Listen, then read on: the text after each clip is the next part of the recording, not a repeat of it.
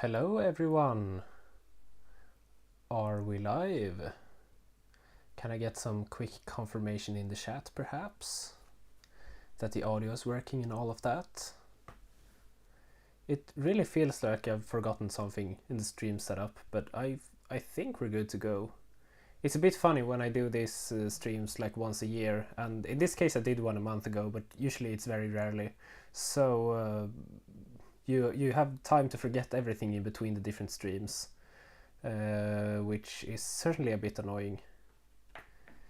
It sounds like everything is working. I very recently learned that you can just put the microphone inside of your shirt like this, so then I won't have to hold it in my hand for the entire stream like I always do. So I guess that's good at least.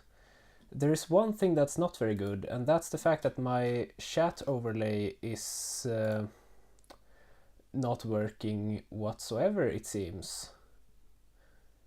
Oh! It is working, and now we got a bunch of chat messages in it. And I also made it double because I thought one of them didn't work. Hello Samuel as well. Okay, I guess I just turn off one of these. I think it's supposed to hide messages after 2 minutes, but it only registered the messages now because I hadn't pressed some weird start button somewhere. It's quite strange. But I think I'll just hide this one and go to the full monitor stream and hide the double chat there as well. Now you can see my, good thing you can't see my stream key. You can just see Streamlabs, which I guess is fine. Okay, the chat box is working now, I think. The question is if these messages are going to disappear after 2 minutes, because I want the messages to be on the screen for a while, because that will kind of make sense for the whole purpose of the entire thing. But it is a bit funny that all of these old messages showed up as well. Like I sent these an hour ago, all of these testing messages. It only just didn't register until very recently. So how are you all doing today? We have 88 viewers so far. It's a bit fewer than the Vivarium reviews, but I think that's to be expected because the Vivarium review live streams are so good because everyone is eagerly awaiting to get to their enclosure, and then they just quit watching the stream when I'm done with theirs. Do you have anything fun that's happening in your frog rooms or something along those lines to tell us about before we get going?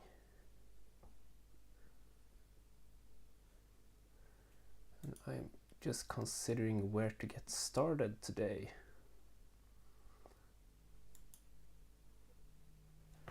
I'm doing quite well. I guess I'm... Let's see what I can just find.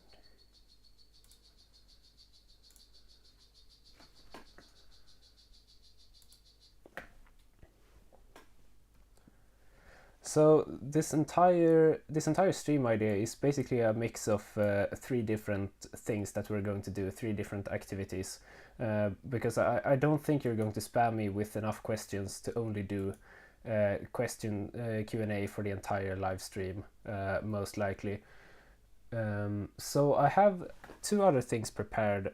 One is that I might do some Vivarium reviews. I think I've gotten 3 emails that we can check out at some point in the stream.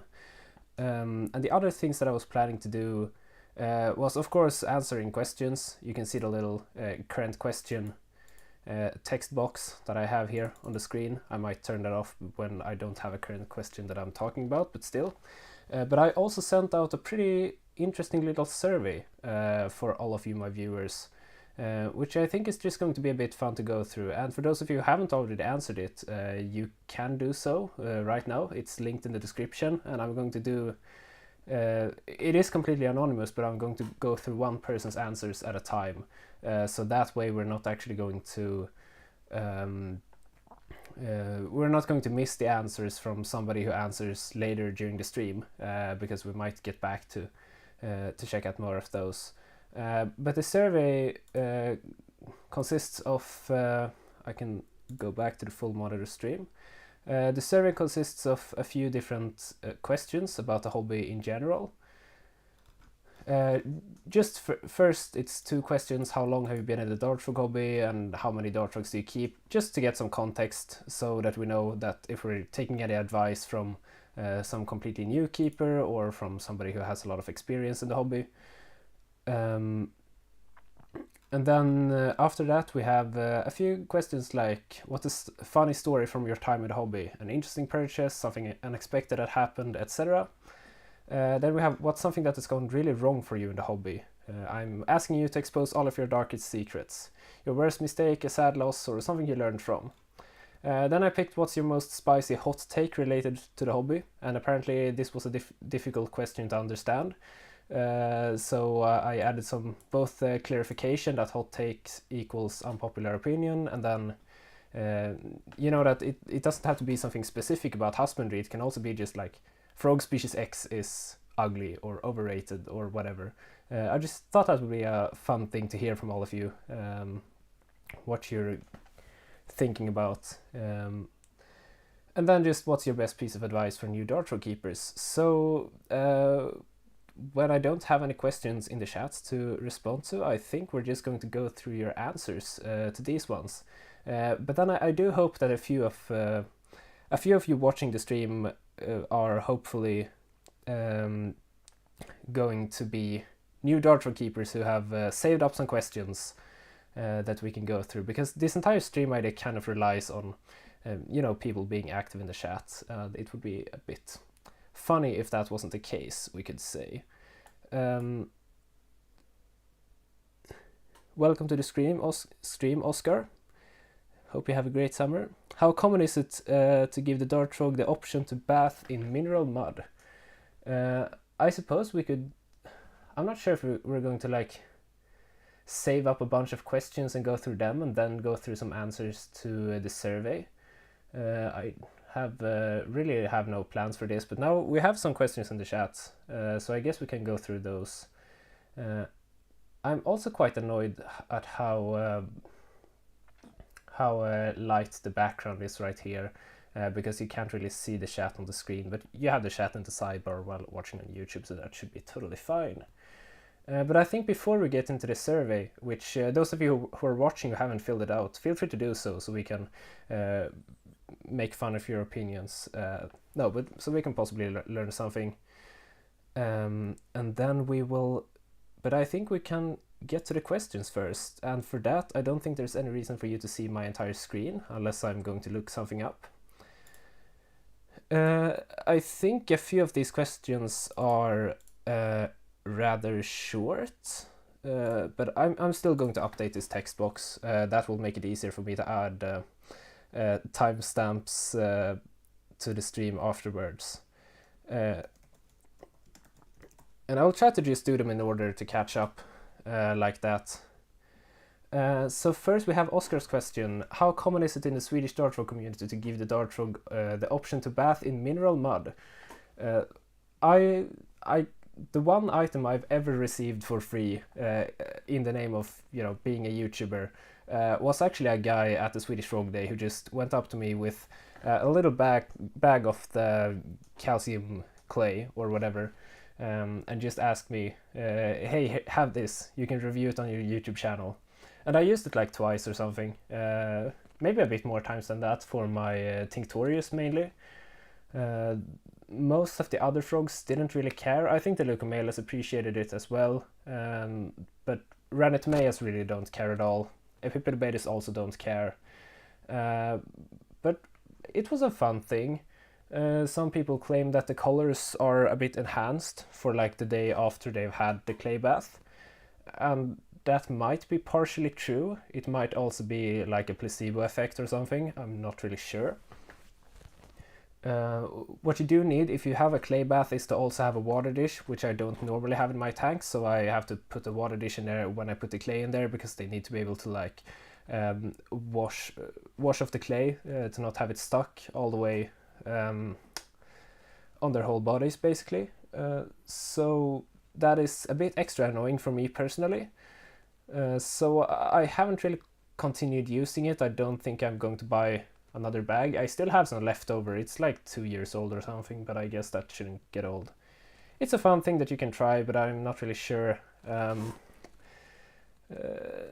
Don't really think it's completely necessary, though it might be good. If I had a bunch of large Ophagas, I might consider doing it more. I've only tried it once with my Ophaga pomilio, and the Ophaga genus and the big Dendrobates are generally known to be the ones that especially appreciate having a mud bath. If I had large Ophaga species, I think I would be doing everything in my power to make them as happy as possible, so in that case I might consider getting a clay bath again. But it's not super common in Sweden. There was one person who sold it here, and that the company he ran, I think they went bankrupt or something, and they are not around anymore. So it's not as common to find them sold as in the US. That was a very long answer to a short question, but I think it's an interesting topic. We're always looking for ways to improve our frog care. I just haven't personally been completely convinced by the clay baths. The next question is where to buy frogs. I don't think YouTube has any guidelines against speaking about selling animals, or I don't. Facebook has a ban on ads for live animals. I'll just write get frogs instead. I don't think either of those wordings would be controversial. I assume you mean the Midwest of the United States, because it seems like people living in the US thinks that's the center of the world, and in terms of media influence it might be, but I'm not there. I know I speak very good English. Believe it or not, I really don't know what's going on there. What I can tell you is that you have a really great website. I'm going to go on it right now. It's called dartfrogbusinesses.com. I was considering putting this in my Dartfrog care guide, but I ended up not doing so, mainly because of the fact that the website hasn't been updated in like 3 years or something. But there is a website called dartfrogbusinesses.com, and it's ran by the reputable Dartfrog Businesses and Breeder Association. I honestly have no idea who these people are, but the list is pretty good. They have this what businesses sellers make the cut. Businesses are well respected in the Dartfrog community and have a high score for customer satisfaction, and so on. We will not list businesses known for selling sick, freshly wild-caught, underweight, undersized or hybridized dart frogs, nor will we list businesses known for providing improper or outdated husbandry practices. And when it comes to, I would say most big businesses not on this list are generally seen within the hobby as unreliable. That is things I've picked up from being in several American Facebook groups. As I have said, I'm European. I have no experience at all with any of these sellers, besides short Facebook interactions. But this is a good list. You have plenty of different sellers here, so you should be able to find something. In terms of any particular ones, I think it's probably hard to beat Frog Daddy, which is very active in the Dartfrog community and seems to have very high customer satisfaction, and just a great guy in general, who has his priorities straight and really cares for the animals and so on.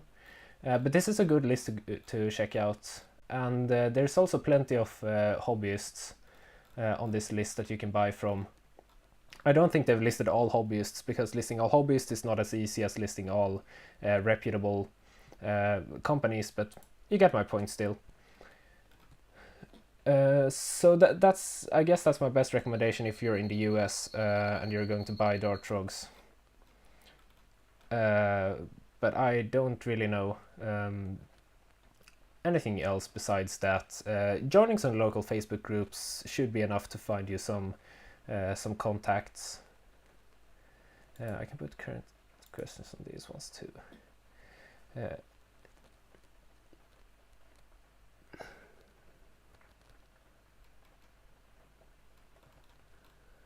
I'm just going to check the chat in advance so there's nothing weird being written, but okay, that was my answer to how do you find people to buy Dodgerogs from. The next question is, what temperatures do you keep your tanks at? I guess this is going to be a short reply, but I'm still going to change the text regardless. Temperature. So in the summer, I think my tanks might be in the sort of upper range. You can certainly see the frogs behaving slightly differently during the very hot summer days. A few species are actually more active right now. I would say my Renitomea reticulata is far more active when it's a bit warmer, and they're kind of known to like it slightly warmer than others. While my Phyllobates are definitely a lot more quiet when it's getting warmer. But I think my room stays between 20 and 24 degrees Celsius in general, and the room itself kind of rises to 26 or 27 in the summer sometimes. That is, I think 20 degrees Celsius is 68 degrees Fahrenheit, and 24 degrees Celsius is 75 degrees Fahrenheit. I'm not doing quick maths in my head. I only know this because I made my carry guide very recently, and in that one I obviously include both Celsius and other Fahrenheit. And you never really want your frogs to go above 80 degrees Fahrenheit, which is like 26.6 degrees Celsius, so 27 basically. Which my room itself kind of does, but they will always have some slightly colder areas in the tank. There will be various microclimates throughout the tank in general. So yeah, I guess that's it. There is some variation between different species having slightly different requirements. I believe Phyllobates are generally known to be to prefer slightly colder than many others. So if you can keep it at like 18 to 22 degrees Celsius, I don't know that in Fahrenheit off the top of my head, but should be like really low 70s to mid or low 60s to low 70s in Fahrenheit, I think, for those. There are also some frogs, like I think Leucomelas are known to be, you can see two of them in the background here. I think Leucomelas are known to have like a slightly more noticeable warm and dry period where the temperature can actually rise quite a bit in the summer, and that kind of helps them with being triggered to breed, I would say. But I don't really think I'm going to go into too much more detail on that, because I don't really have anything to back up my claims in regards to good temperature besides my personal experience with what has simply worked. I'm not the one who has been outside measuring it in the rainforest or whatever. But okay, how common is Hyloxalus azureiventris in the hobby in Sweden? I guess I will also Hyloxalus.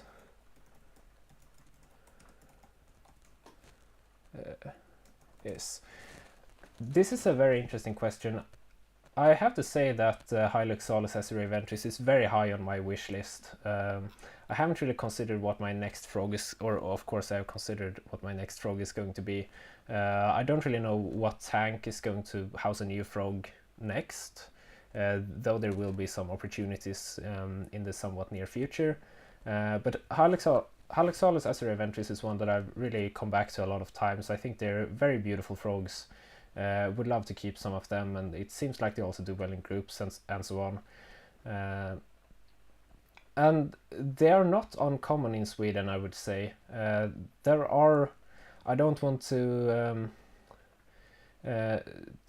put any breeders out there when they haven't been asked to, in case they don't really want to get too many questions, we could say. Usually they will find a way to get rid of the froglets regardless. But there are Hyloxalus azureiventris being brought up within the confines of our beautiful nation, and you can find them.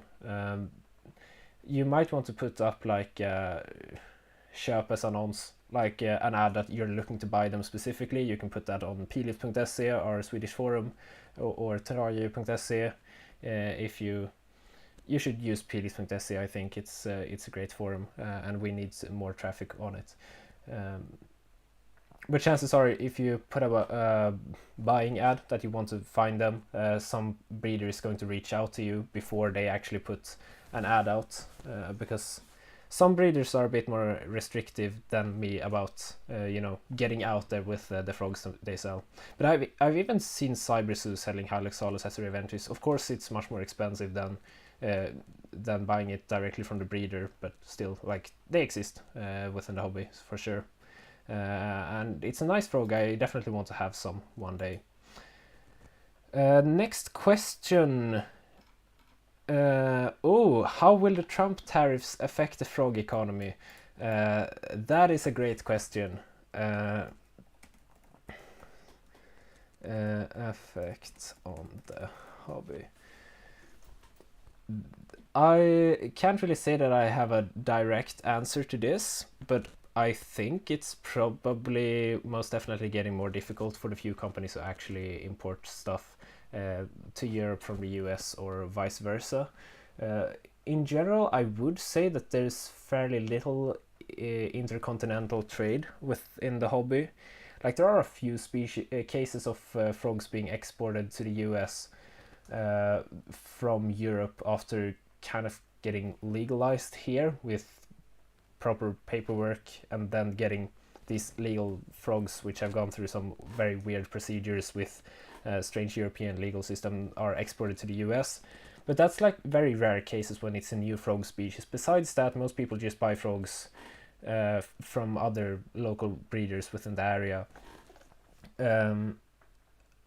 I guess importing new species that aren't in the hobby yet is certainly going to be a bit more difficult, because I think if I'm not mistaken, I think most imports from like Tesoros, which is a company or an organization breeding frogs in Colombia, I think most imports from places like that go through the US in some way.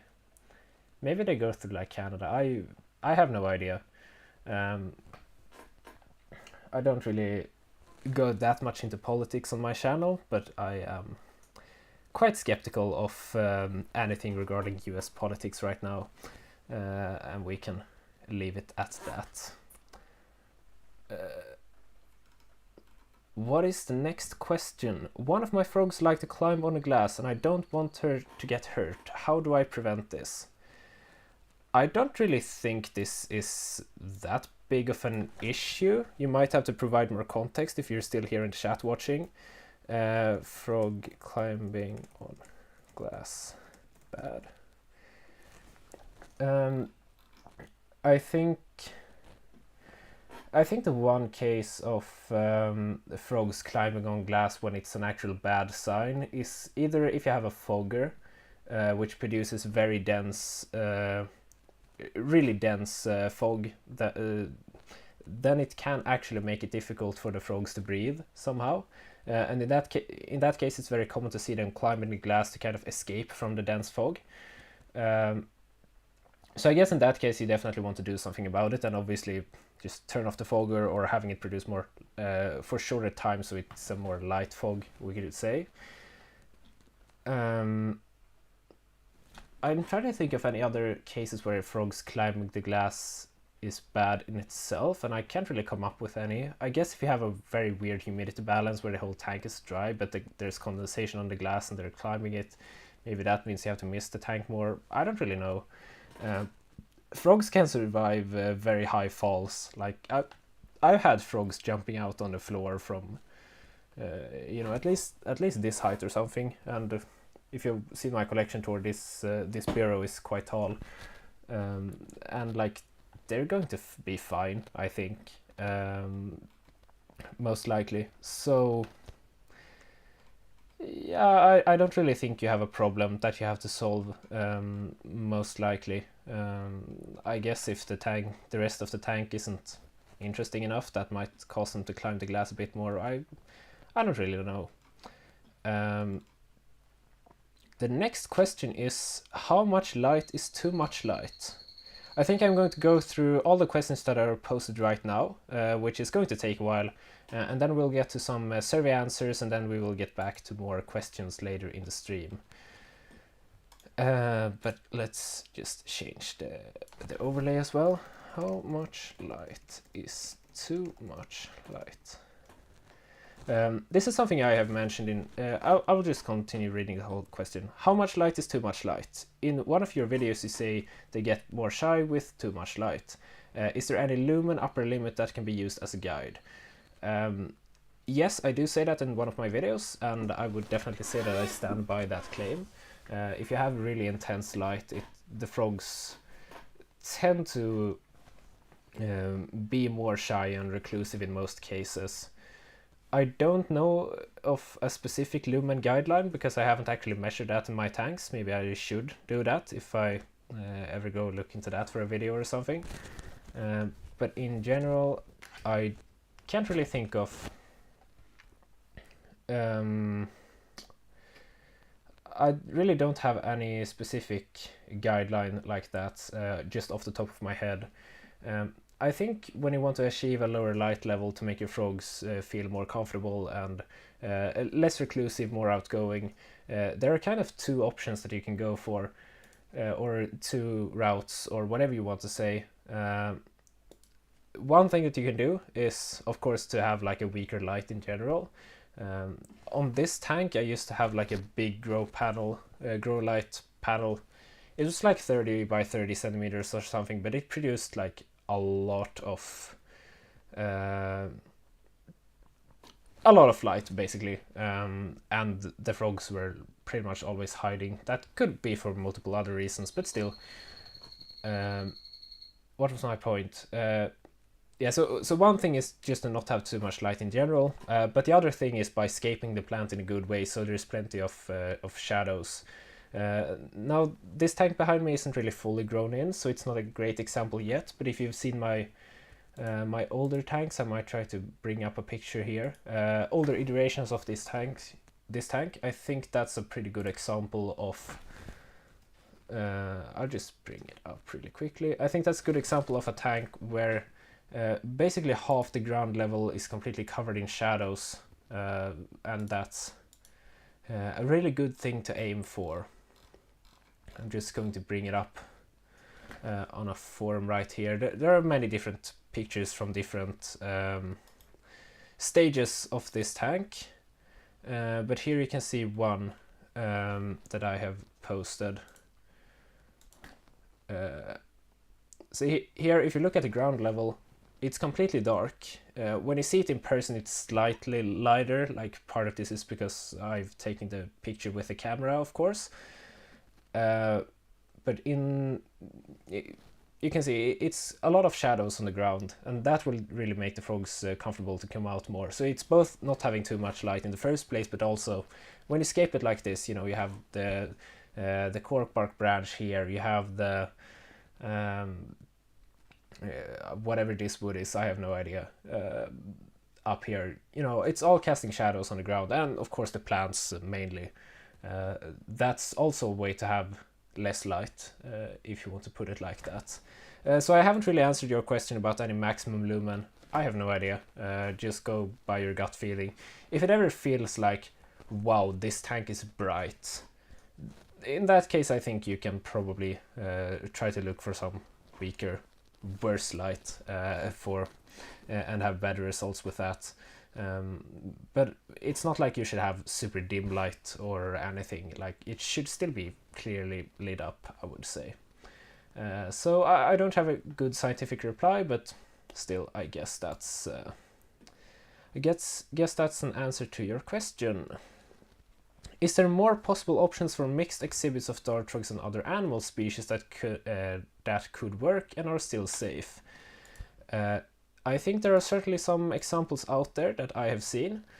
The most obvious one is dart frogs and morning geckos. It's quite a common mixture, keeping darts with other animals. The most common combination is certainly dart frogs with morning geckos, and this is one that I would even feel like decently confident recommending to a beginner. In general, you don't really recommend mixing species to somebody who's new to the hobby, and a slightly elitist saying that still has some value is that if you have to ask about whether two species can be kept together or not, that means you probably shouldn't keep them together, or that you probably shouldn't attempt it yet. But there are certainly cases that have worked in several different, certainly combinations that have worked in several different cases. The most common is dart frogs with morning geckos. I have one tank right now with a dart frog and a morning gecko. I used to have two dart frogs in there. The female very recently passed away, though I really don't think that was because of the morning gecko. Though I do have no idea why. That's a pretty good combination. Keeping dart frogs with some other microgecko is not super uncommon. I've seen them kept with the smaller Phelsuma species, Phelsuma clemeri, the neon day gecko, I think. I guess this stream is going to be a lot better if I put up pictures to show you. These Phelsuma clemeri are somewhat common to keep with dart frogs and also other Phelsuma species. Which other ones are small? Not Phelsuma grandis, these get too big and can definitely hurt the dart frogs. But I don't know, maybe Robert Mertensi could work. I don't really know, I haven't kept a Phelsuma personally. The thing to look out for when you keep Phelsumas with dart frogs is the UVB light, because Phelsumas are considered to require UVB light, while for dart frogs the answer is a bit more complicated. I saw a question about that further down the line, so I'm not going to answer it yet. But basically, like, UV light is not necessary for dart frogs, and you can certainly overdose it if you're not careful. So some research is certainly needed if you want to keep this with dart frogs due to the different lighting requirements. You don't want to blast UV light all over your dart frog enclosure like you will for your Phelsumas. Not all over the enclosure, but still. Honestly, if these guys didn't require UVB light, I probably would own some by now, but that's not the case. What else?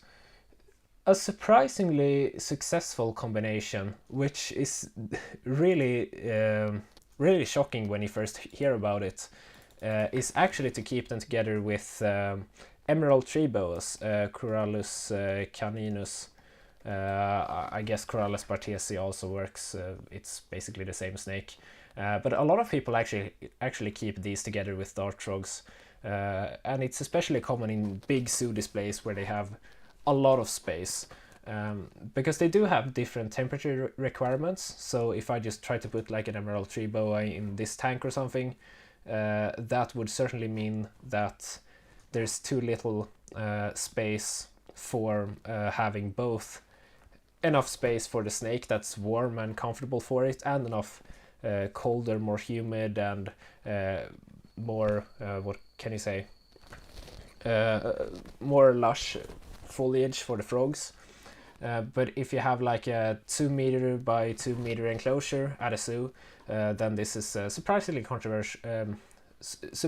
successful combination. Because these snakes are far too big to eat any dart frogs. They mostly take down like rodents and stuff like that. So there's not really any risk for the safety of any animals. A mixture with a similar thought process, which doesn't involve dart frogs but is kind of in the same vibe, is keeping things like reticulated pythons with very small lizard. Like if you have an adult reticulated python and like a water, do you call them water dragon in English, vattenagam in Swedish, because I know you are Swedish, the one who asked the question. That's actually one I've seen in zoos, which kind of goes by the same logic, that the snake is far too big to care about the lizard, though I certainly don't think any private keepers have enough to provide for such a combination at home. That's, we're talking big reticulated pythons.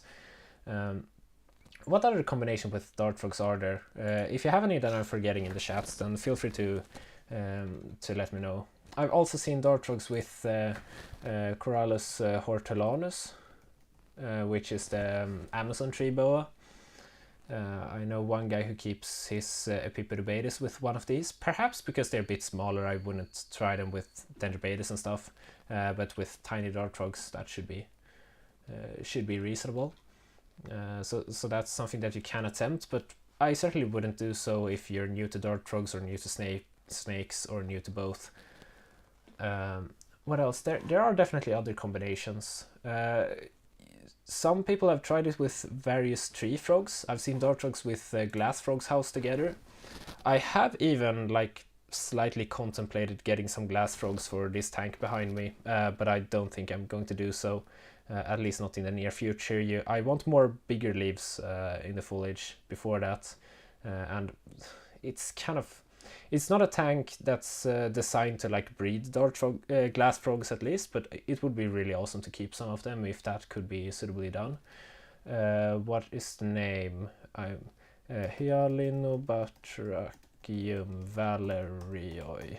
Did I spell that correctly? Oh, I missed a Y. But and Valerie, and I put an extra R. But besides that, I actually spelled it correctly, which is quite fun. These are extremely beautiful frogs that I would really like to keep. And if you have really big tree frogs, that can become an issue. That they actually take on bigger prey items, and dart frogs might be within that range.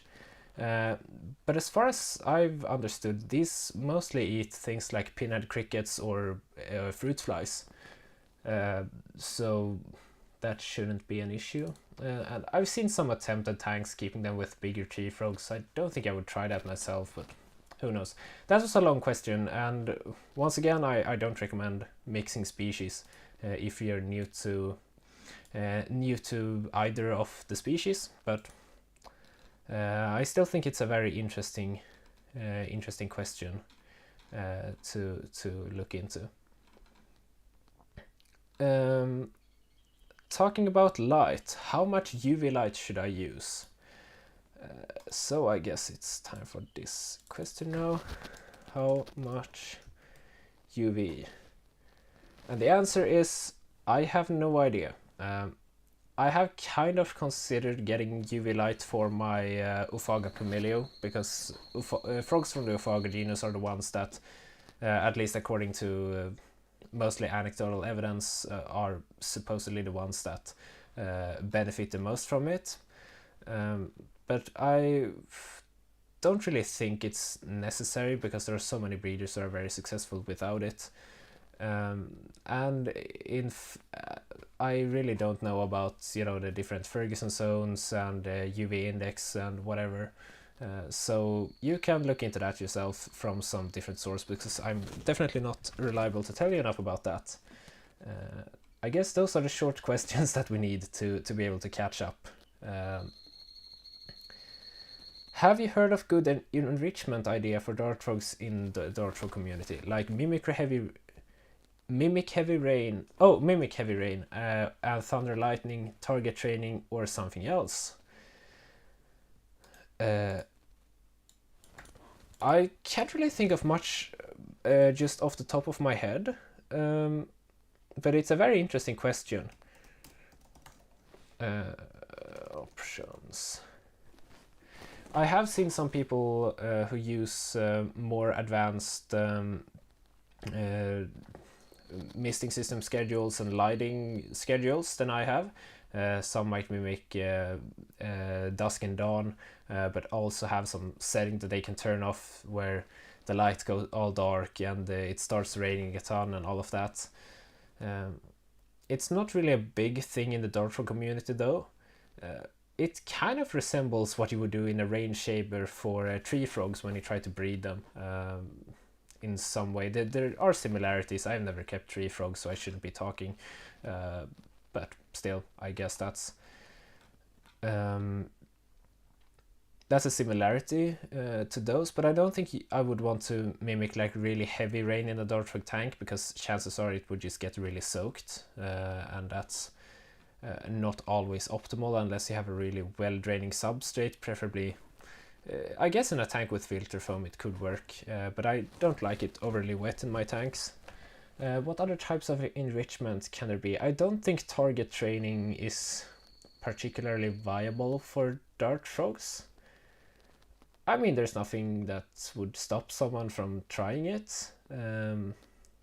Some frogs can certainly learn that when you're, walking around in the room or opening up the tank, it's time to get fed.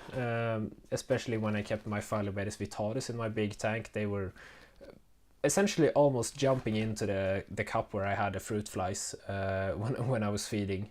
They were like really close to almost jumping in there. So I guess that's the. I guess you could take that one step further by introducing some like colored item that you show them at feeding time.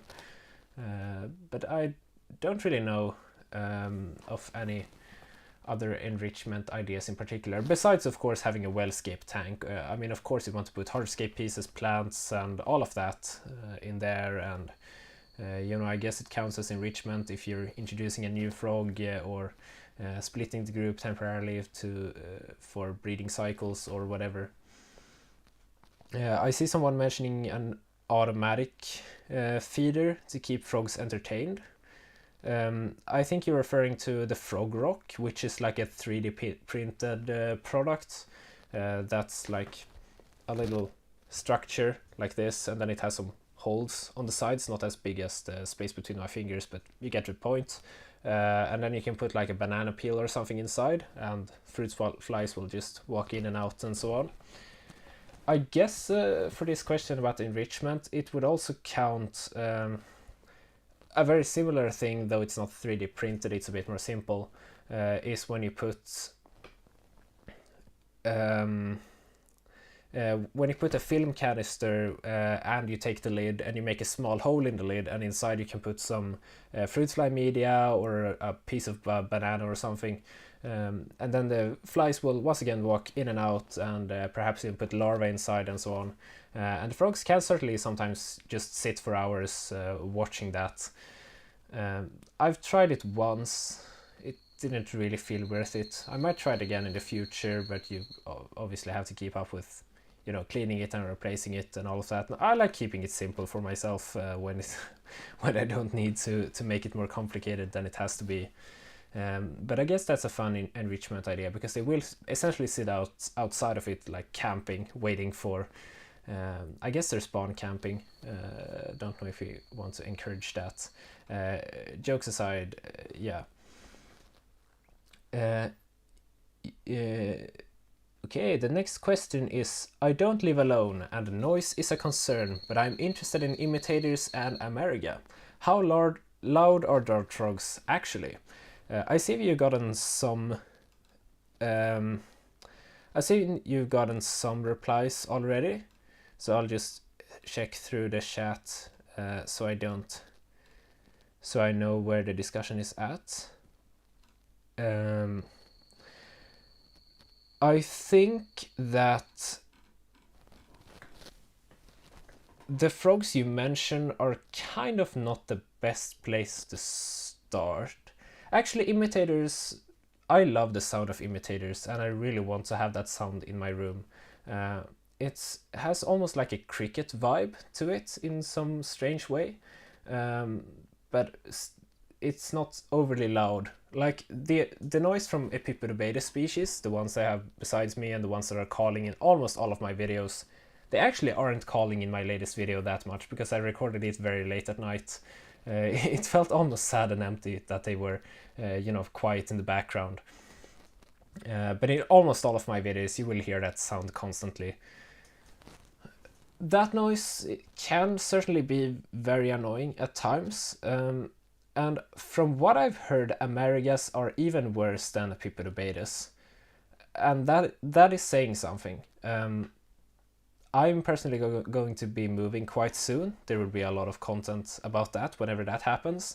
But I think I'm going to get rid of almost all of my Epipodobates. Like, I only have one Epipodobates species, but I have like 8 or 9 calling males, and I think I need to decrease that to like 1 or 2. Because when I have my window open at home, and I stand across the entire, I don't know what you say, like across the road, really far away, you can still hear them so clearly. So if I just open up my balcony doors in the apartment I'm moving to, the entire street is going to hear them. And I don't think that would be quite optimal. So like Epipodobates sound, that can certainly be a problem. And from what I've heard, Ameeregas are even worse. You can, I mean, I hope I'm wrong about that, because I want some Ameeregas. They probably don't call as often, but it's like louder and possibly less pretty. Like the call itself sounds worse, though I'm not entirely sure about that. You can always look up the calls of different frogs on YouTube. Something that's also relevant is the fact that the glass actually helps a lot. Like if I have the glass doors open of this tank and I'm doing maintenance and they start calling when I have the glass doors opening, it's actually deafening. Like you will feel your ears really strongly vibrating, basically, which is, you know, perhaps not optimal. But so Ameeregas can certainly be a problem. Imitators, like look up the call of imitators on YouTube, search Ranitmea imitator call, and put it on like decently high volume and listen to it. The thing is, they definitely won't call as frequently as like Epipodobates or something, and I think that's a very lovely sound that, like, I want that sound in my room, basically. And in terms of loudness within Ranitmea species, the Ranitmeas that are from the imitator genetic group, I think there are 18 Ranitmea species, 12 of which are in the hobby. The ones from the so-called imitator group are Ranitmea imitator, Vanzolini, Cyrensis, and Flavovitara, as well as Cyanovitara and Javaricola, but they are not in the hobby. But those 4, they have a loud call, and they also have many similarities in terms of all of them being facultative egg feeders, etc. I touched briefly on that in my guide to breeding dart frogs. But anyways, all of those Ranitmeas are loud, and they have like the call sounds just like the imitator calls, while all of the other Ranitmeas, I don't know if I can I count to all of them that are in the hobby. I forgot the 2 newly discovered Ranitmea species, it's Ranitmea aquamarina and Aethra, are also in the imitator group, or Vanzolini group, whatever you want to call it, but they are also not in the hobby. But anyways, to get back to the point, those 4 species have a loud call, and supposedly also those other 4 species that are not in the hobby, but doesn't matter, while all the other Ranitmeas have a quiet buzzing noise that cannot possibly disturb anyone. Like it's fun when you hear it, but you're never going to notice it unless you're listening for it. So that includes Amazonica, Variabilis, Reticulata, Flavovitata, no, not Flavovitata, they are imitator groups. Ventrimaculata, I have to start over. Ventrimaculata, Amazonica variabilis, Benedicta, Semersi, Fantastica, Reticulata, and I'm missing one. Uacarii as well, and also I don't actually know about the Turaro and the Fleury, but they're not in the hobby. They don't really count towards the same genetic groups. Doesn't matter. That was a long rant about Ranitmeas, but imitators, I think you can have fun with imitators.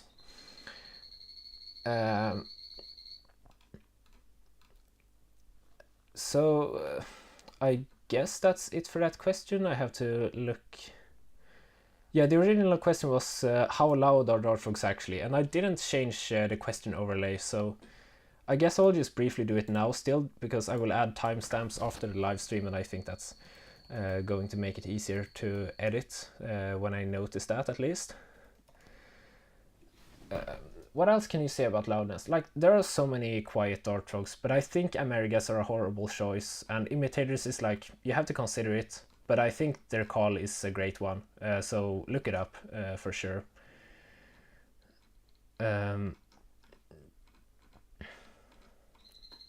Anyways, to get back to the questions, what is the next one? I see a clarification. What more potential feeders could be used for dartfrogs as enrichment and nutritional value? What do you think of ants, springtails, woodlice, fire brats, maybe some small beetle? I think I answered this pretty well in my recent video, and I don't really think I forgot too many in that one. Other feeders besides fruit flies. In that video I mentioned fruit flies, of course, both the big and the small ones, Drosophila hydei and Drosophila melanogaster.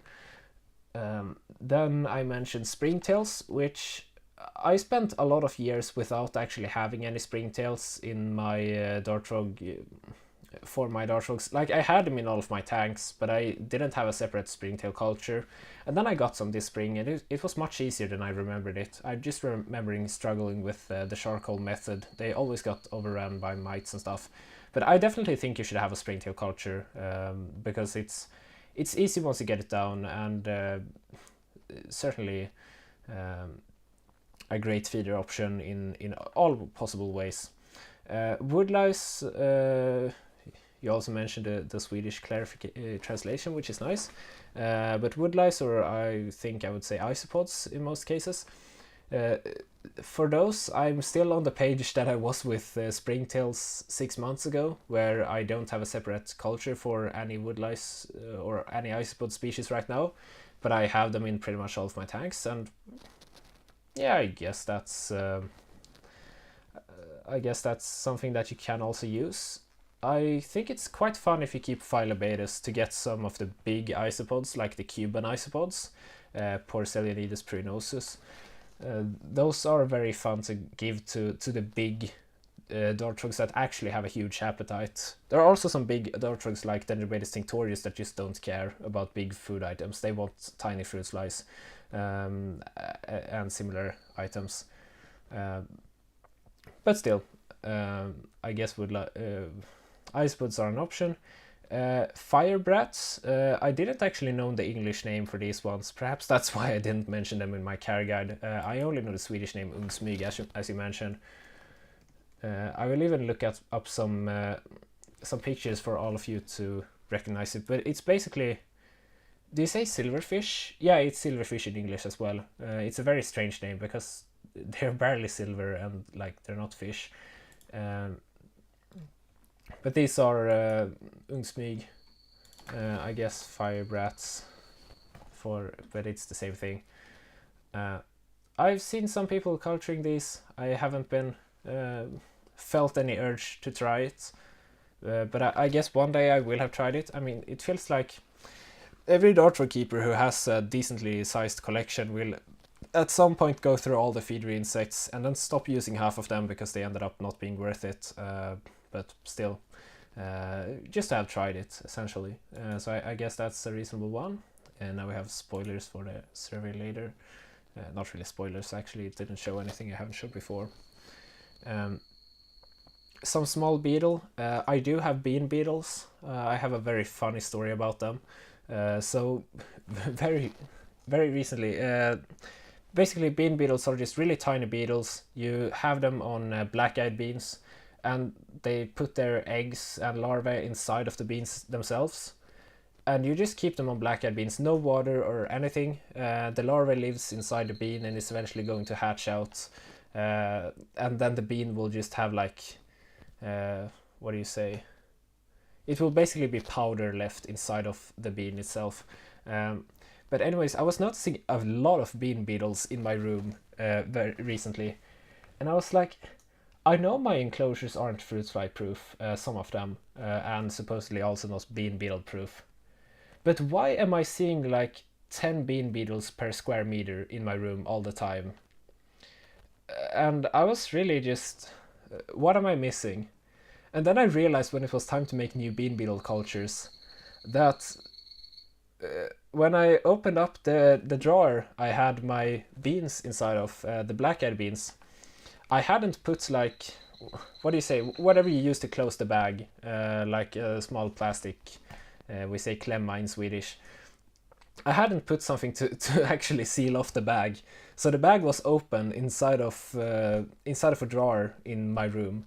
So there were just so many bean beetles in there. I had basically started an open air bean beetle culture where they were just reproducing and escaping all the way inside the whole room. So that made me slightly less excited about bean beetles, but I still, I guess, salvaged the situation by catching them back and went back to culturing them. They're kind of not a great food source, but they are so easy to culture that it's kind of worth it. Like, you just put beans in a box and put some bean beetles in there and they're gonna be fine. No maintenance whatsoever. That's a long question. Aphids, of course, I haven't mentioned, but I mentioned them in my Dortro care guide, so I'm not going to mention them too much here. But you can both catch wild aphids outside and culture aphids yourself. I have some vetch aphids, which are very similar to the pea aphids I made a video about last year. I just replaced my pea aphids with vetch aphids because they are like better. They don't leave sticky residue all over the place. But anyways, back to questions.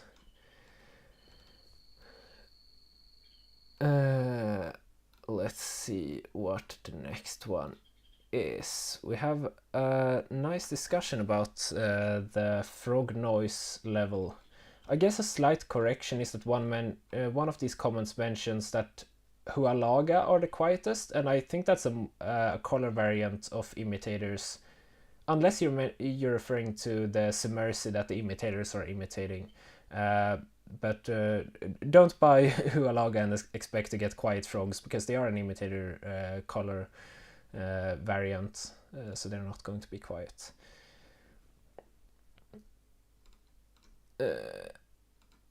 Where is the next question? Is there a hardest dart frog to care for?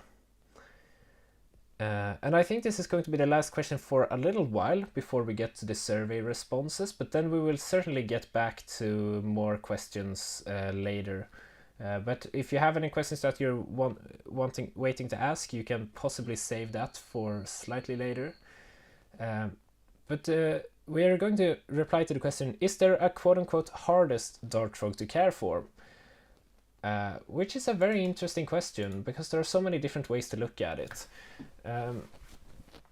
What's the hardest dart frog to care for? I don't know why I'm typing out the entire question while I've only typed out like a few words before, and I don't want to hide the chat. I will make it slightly smaller. I think there are probably different ways to tackle this question from, and in general, I just want to preface this by saying that I have very little experience with whatever dart frogs would be classified as the hardest ones. I think I certainly have two species that would fit as intermediates. I guess you can count all rabbit-mares as intermediates, but like I have a few species that I would say are noticeably harder than the others I keep. But in general, I mostly keep somewhat beginner-friendly species. You're going to get very different answers depending on who you're asking, but I would say that the large Ophaga species are probably harder than most other dart frogs. Not only are they much rarer and more expensive and less easy to come by, but you're also going to have an issue with, how do I say this? There's just a big risk of frogs dying for quote-unquote no reason. Like, the frog is just going to be dead one day, even though it wasn't very old, and it probably didn't have parasites or whatever. I think it can be from stress in some cases, and they can also seemingly be sensitive for like shipping. I think you want to give them like almost a mineral bath once you get them. You cannot ship frogs properly like here in Sweden, though long transports are essentially the same if you travel cross countries to pick them up. But in the US, where you can ship frogs, I think they are very sensitive during shipping from what I've understood, and you might want to give them something like a mineral bath or something when they arrive. But what else do we have about them? So I guess that just makes them harder in general. Then you will also find some keepers who has large Ophaga species or whatever frog you say is the hardest, and say like, well, I don't do anything different to them than to my other dart frogs, so I don't think they're harder. But that's kind of disregarding the fact that they will be more sensitive to beginner mistakes, and just the risk of them just dying from nowhere is possibly higher than many other frogs. Then again, I don't keep any of these, so don't take my word on it too seriously. And I guess the question was just a fun question from somebody who probably doesn't want to keep the hardest dart frog species, so it's not super important in that way. But I think large Ophagas are probably a good candidate. I kind of also want to say that smaller Ophagas can in some ways be harder. Keep breeding them is certainly easier because they feed their own tadpoles and all of that. But you kind of also have a risk of random deaths, especially from things like stress or whatever, and that's especially true if your tank isn't like super well scaped. I would argue that there's a difference between depending on what tank you're keeping them in some cases, like there's definitely a risk of frogs being far more shy in a tank that's not very well scaped, where they cannot feel too happy, while some species wouldn't care, like a Dendrobates tinctorius wouldn't really care that much what tank you put it in. Of course, you should still scape it well, but that's besides the point. While a Randmea, if you put it in a poorly scaped tank, will just hide 24/7. And not be happy at all, or if you don't dial in the humidity that well or whatever it might be. I would say that certainly some Ranitmeas, like most Ranitmeas I would say are intermediate, but some Ranitmeas maybe even more so. Like some beginners can certainly make it work if you do your homework, essentially. But I would still argue that there's a difficulty difference. Which some people who just gets a species and everything works for them say differently, but I think that's kind of disregarding the fact that there is a difference between what do you say? I'm actually going to bring up Google Translate to find the most fitting translation for what I'm trying to say. Different starting conditions. That's not the word I was looking for, but still, like there are different starting conditions for different keepers, and I think that's something you have to keep in mind when answering such a question. Because sure, for an experienced keeper, the Ophagas are probably going to be less troublesome, but for a beginner, it might be a bit more difficult. Anyways, let's get into some answers to your little survey. I don't know how long I'm going to spend doing this. I was thinking about doing a poll here in the chat if I can do that. I don't know if I can do that. I actually have no idea whatsoever. I haven't checked beforehand if I can do a poll in the YouTube chat. It should be possible. But I don't see a button for it. So, I don't know. Can I do that? Engage with the... Oh, start a poll. Perfect. I'll just eventually do some agree/disagree polls.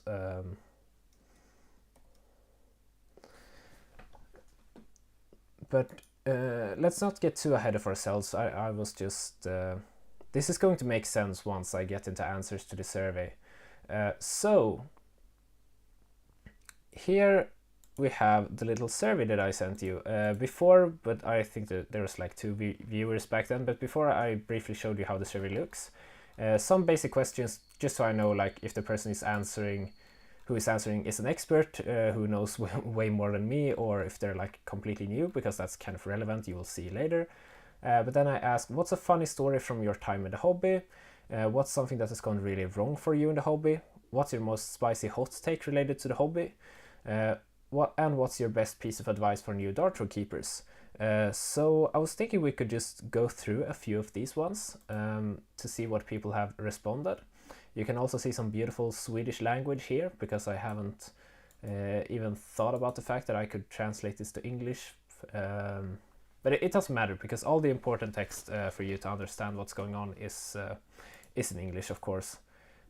I also don't have the this text box removed, so that's fixed now. So here you can just see in general like the spacing of people who answered this. There were some people who don't keep frogs yet, and none who have been going for 10 plus years, but we have some for 5 to 10.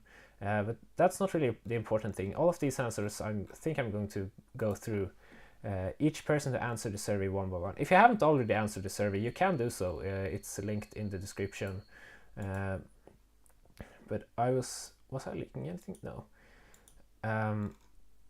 So the first person, we have somebody who is not a complete beginner, but 2 to 4 locales. What's a funny story from your time in the hobby? This one wrote, cobalts stuck to the glass most mornings as soon as I come into the room wanting to be fed. This kind of ties back to some questions we had earlier, both about the frogs on the glass and about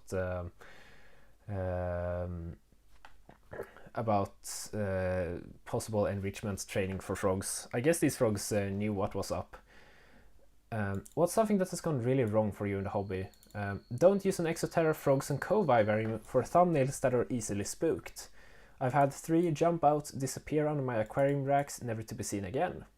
The bit below the full sore and the door itself offers 0 barriers for jump outs, while a normal 2-door exoterra has a higher bottom panel, and you can just open half the door.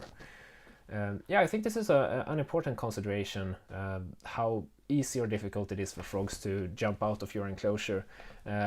I like putting the substrate all the way up to the ventilation, like I have in this tank and like this person had in their enclosure, because it simply lets you view the frogs a lot more easily. But that does also have the risk, of course, of frogs jumping out. So I guess you can also consider things like the escaping of the tank, etc. But still, certainly not very fun to hear about your 3 frogs jumping out. Sorry about your loss. I wish you a lot better luck with the other ones. But yeah, just frogs jumping out, it's not something that you will consider before buying enclosures in most cases. Or before while escaping your enclosures, but it's definitely something very important. And it didn't put a hot take. What's your best piece of advice? Do your research, have the patience, and get the plants and fauna grown in before adding frogs. That is great advice, and nothing else to tell the stream. So I guess this is quite a straightforward answer to the survey. Let's see if we can find anything else here. How long have you been in the dart frog hobby? This is somebody who has 1 dart frog species, but has been in hobby for quite a while, at least, not completely new. So their funny story is, I have to keep a lid on the container and weight on top of the lid of my drainage reservoir, which I drain with the tube attached to the tank. If not, my cat Biscuit will drink nasty frog water. That is not an issue I had ever considered that you could run into, but I guess that's true if you have cats roaming around in your frog room. My cats are not allowed in the frog room for, I guess, obvious reasons. It probably wouldn't be that big of an issue. It would have been more of an issue when I kept a bunch of tarantulas in like tiny plastic boxes.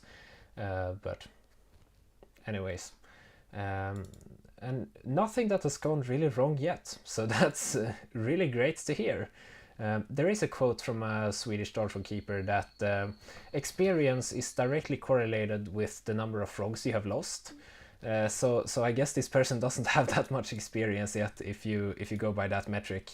But that's but it's certainly nice to hear that you haven't had anything go really wrong for you yet, and also no super spicy hot takes yet, or any answers to these other questions. My cat loves drinking my aquarium water. I guess maybe your aquarium water is a bit less nasty than the frog water that this person had in their tanks.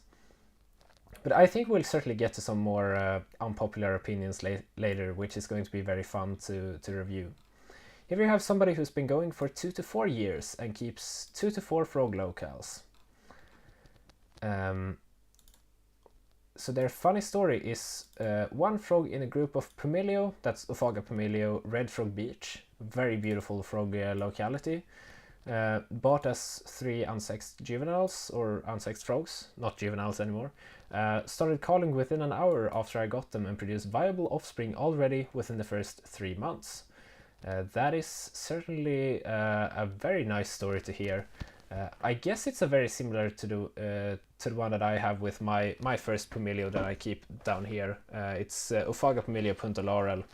I found my first offspring, I think also after pretty much exactly 3 months after getting the male. And the male was calling immediately, but I never noticed that he had any tadpoles or anything. And then a froglet just appeared. I couldn't believe my eyes. I was so happy when I saw it. And it's growing and seemingly doing well.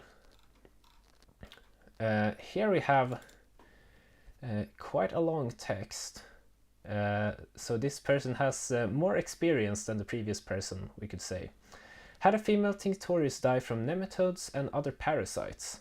Suddenly it got skinny and slow, and I thought it was being stressed out and outcompeted by the male, who is a voracious eater. After I separated the 2 frogs, the female got skinnier and skinnier even though it continued eating.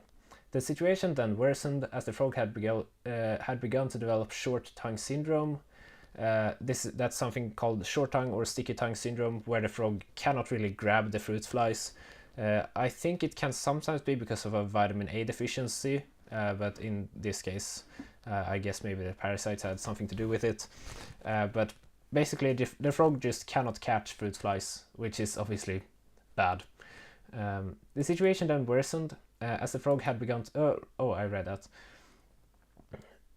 The frog was ultimately diagnosed at a vet, but did not survive the parasites and or parasite treatment. All of this unfolded over the course of maybe 2 weeks or something like that. Incredibly stressful and sad. I've now concluded it's always better to keep the frogs on the thicker side and give them a little buffer in case any stress occurs, which makes the frogs more susceptible to diseases and parasites. I do actually have to say that my dendrobates tinctorius female literally passed away like 2 days ago. I posted about it on Instagram. I think it's good to be transparent about such things. It was the first time I've lost a breeding frog that I've had with me for a long time. I haven't really had any, besides Ranitomeas, which kind of can die randomly, and I also had some old ones. Besides those, I haven't had, a big frog passing like that. Now, I didn't have the frog diagnosed. I did save it in a little plastic bag in case I wanted to get some, what do you even say? We say obduktion in Swedish, like basically diagnosed after death, like why it died. I was considering putting it for something like this to check if there were parasites involved, but I think I'm just going to go and deworm all of the frogs in that enclosure regardless. Just to be on the safe side in case there was something like that involved, because she also just lost weight over like 1 or 2 weeks, and I could just tell that she's not gonna make it, and then just lost so much weight very quickly and then was just dead one morning, which didn't surprise me at all at that point because I'd seen it coming for a week or so. But so this is an interesting experience and very similar to a very recent experience I've had. And you're also mentioning thrips. I've been trying to get rid of them for more than 6 months. Tried almost all the predators that are available in Europe, as well as carbon dioxide dry ice method. Nothing seems to get rid of them in the long term. Now the terrariums have to fend for themselves, and I'm treating the rarer plants with chemicals outside of the vivariums. Maybe I will be able to reintroduce cuttings that have not been touched by the chemicals once the thrips are hopefully gone. Side note, terrariums with frogs in them seem to be okay. As of yet, the thrips have only ever been a problem in the grow-out bins and a terrarium that did not yet have frogs in it. I guess that is also an interesting experience. I have done some research on thrips recently because I really don't want thrips in all of my enclosures, but I've seen very little about people having thrips in their dart frog tanks, and I guess this answer kind of explains why if you only have thrips in the tanks without frogs in them. The reason why I'm looking at this is because in the apartment I'm moving to, they have a massive monstera, which I kind of wanted to keep because they didn't want to bring it with them. But it has a bunch of thrips, and I don't think it's going to be able to. I don't think it's going to be possible to get rid of them completely. So I was like, are they going to get into my tanks and cause an issue, or is it going to be fine? Because if it's going to be fine, then I want to keep that monstera, but I obviously don't want thrips in all my tanks either. So who knows? But that is quite interesting. What's your most spicy hot take? They mostly relate to hardscape and plants, which is highly subjective, of course. But what I will say is that more of the smaller aroid species, gesneriads, ferns, etc. need to be established in the trade and collections in Europe. Most of the stuff being sold right now is not terrarium suitable, which is very reasonable. I have to look up what... Oh, are these like dwarf African violets or something? I think that's probably the case. I wasn't familiar with this name before because I don't really use them that much. So I guess that proves your point that they need to be established in the trade and collections in Europe so that I will at least have heard about them. But there is also, I guess this is a controversial opinion, or controversial. I believe a ground area of 45 centimeters is too small for 2 tinctorius. I guess this is a very reasonable and interesting take. There will always be people, of course there are some people who are like breeding tinctorius pairs in 10-gallon aquariums, which is a lot smaller than 45 by 45 centimeters. I think a 10-gallon tank is like 50 by 30 centimeters or something, which is a lot less space if you look at like how much volume you can actually get in the tank. There kind of always be two extremes of the spectrum is what I'm getting at, because you will also find people who will say that like, yeah, I keep a pair of Ophaga Pomelio in a 90 by 45 by 60 centimeter tank. That's 36 by 18 by 24 inches. And I don't think you can keep them in anything smaller, or should keep them in anything smaller like that.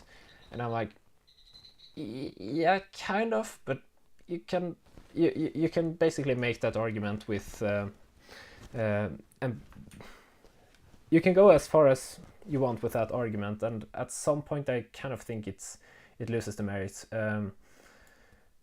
I'm personally fine with a 45 centimeter area for 2 tinctorius, but I guess it's really nice when you get to keep them in something slightly bigger, and all of these measurements are literally just based on the gut feeling of hobbyists, so there's like no objectivity in this whatsoever, besides I don't even know what I was going to say there.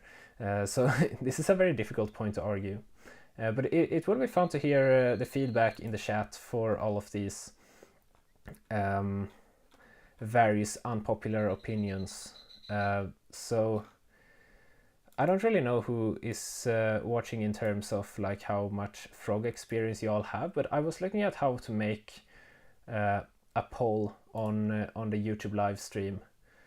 I guess if we start a poll like that, you can answer that one. Do you agree or disagree with this one, or do you not agree with this one? I guess it will be interesting to see your replies to that one. Anyways, what is your best advice for new dart frog keepers? If you're into plants and frogs, start with 2 terrariums and 1 grow-out bin.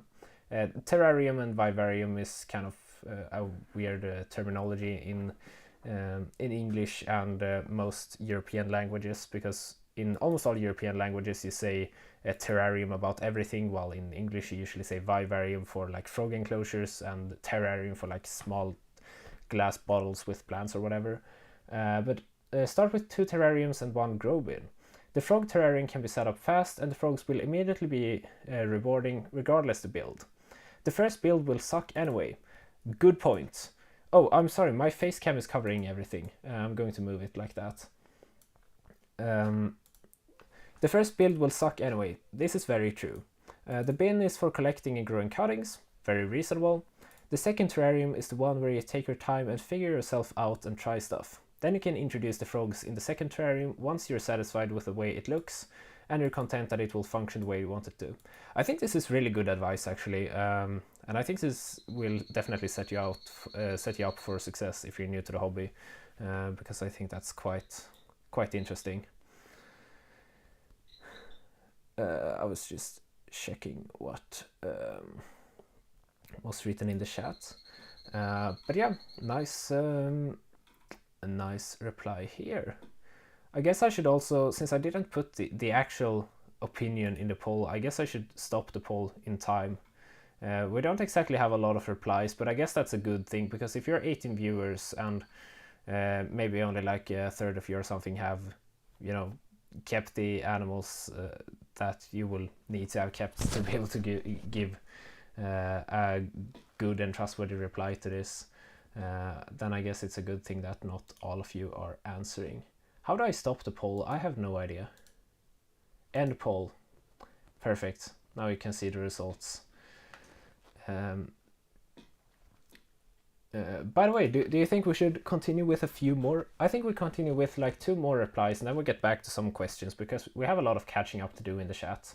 I don't know how long I'm going to be going for, but you seem to have a lot of questions, so I'm going to keep going for a while at least, and I'll probably try to speed things up. But I guess while we're at it, we might... I'll just check through the other replies and see if there are any that we should go through. You guys were asking more questions than I expected, to be honest. So I might not exactly need this survey to keep you all entertained. On the other hand, I want like all of the interesting replies to be out there, because there probably are some. Okay, but I'll just go through the chat again and instead look for some more questions.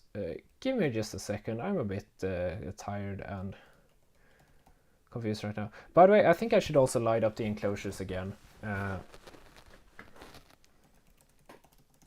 The lights went out earlier and I was in the middle of saying something, so I didn't bother fixing it. But give me a second and I'll be back with a more interesting background.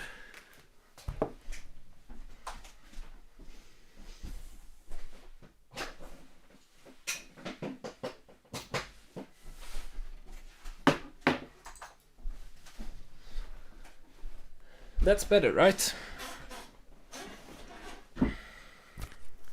Slightly more interesting thing to look at, I would say. Anyways, where were we with the questions?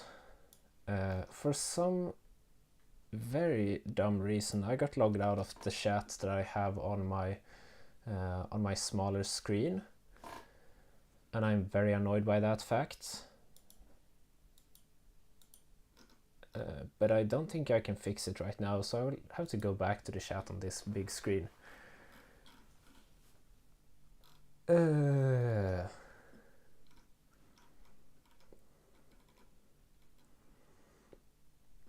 Someone wrote, the only enrichment I can think of are clay baths, but they're usually a mess. We actually had a long conversation about the clay baths. It was the first question in the stream. Could dart frogs and stick insects like black beauty stick insect be kept together in a mixed exhibit? In my dart frog exhibits, I want plants, and plants and stick insects don't really go together that well. In general, I also think that the stick insects probably wanted a bit more moist. Sorry, the dart frogs wanted a bit more moist and more frequent mistings, and you don't want the stick insects to have constant water getting stuck in their what is it, leder, like joints. It's joints like where they bend their legs, etc.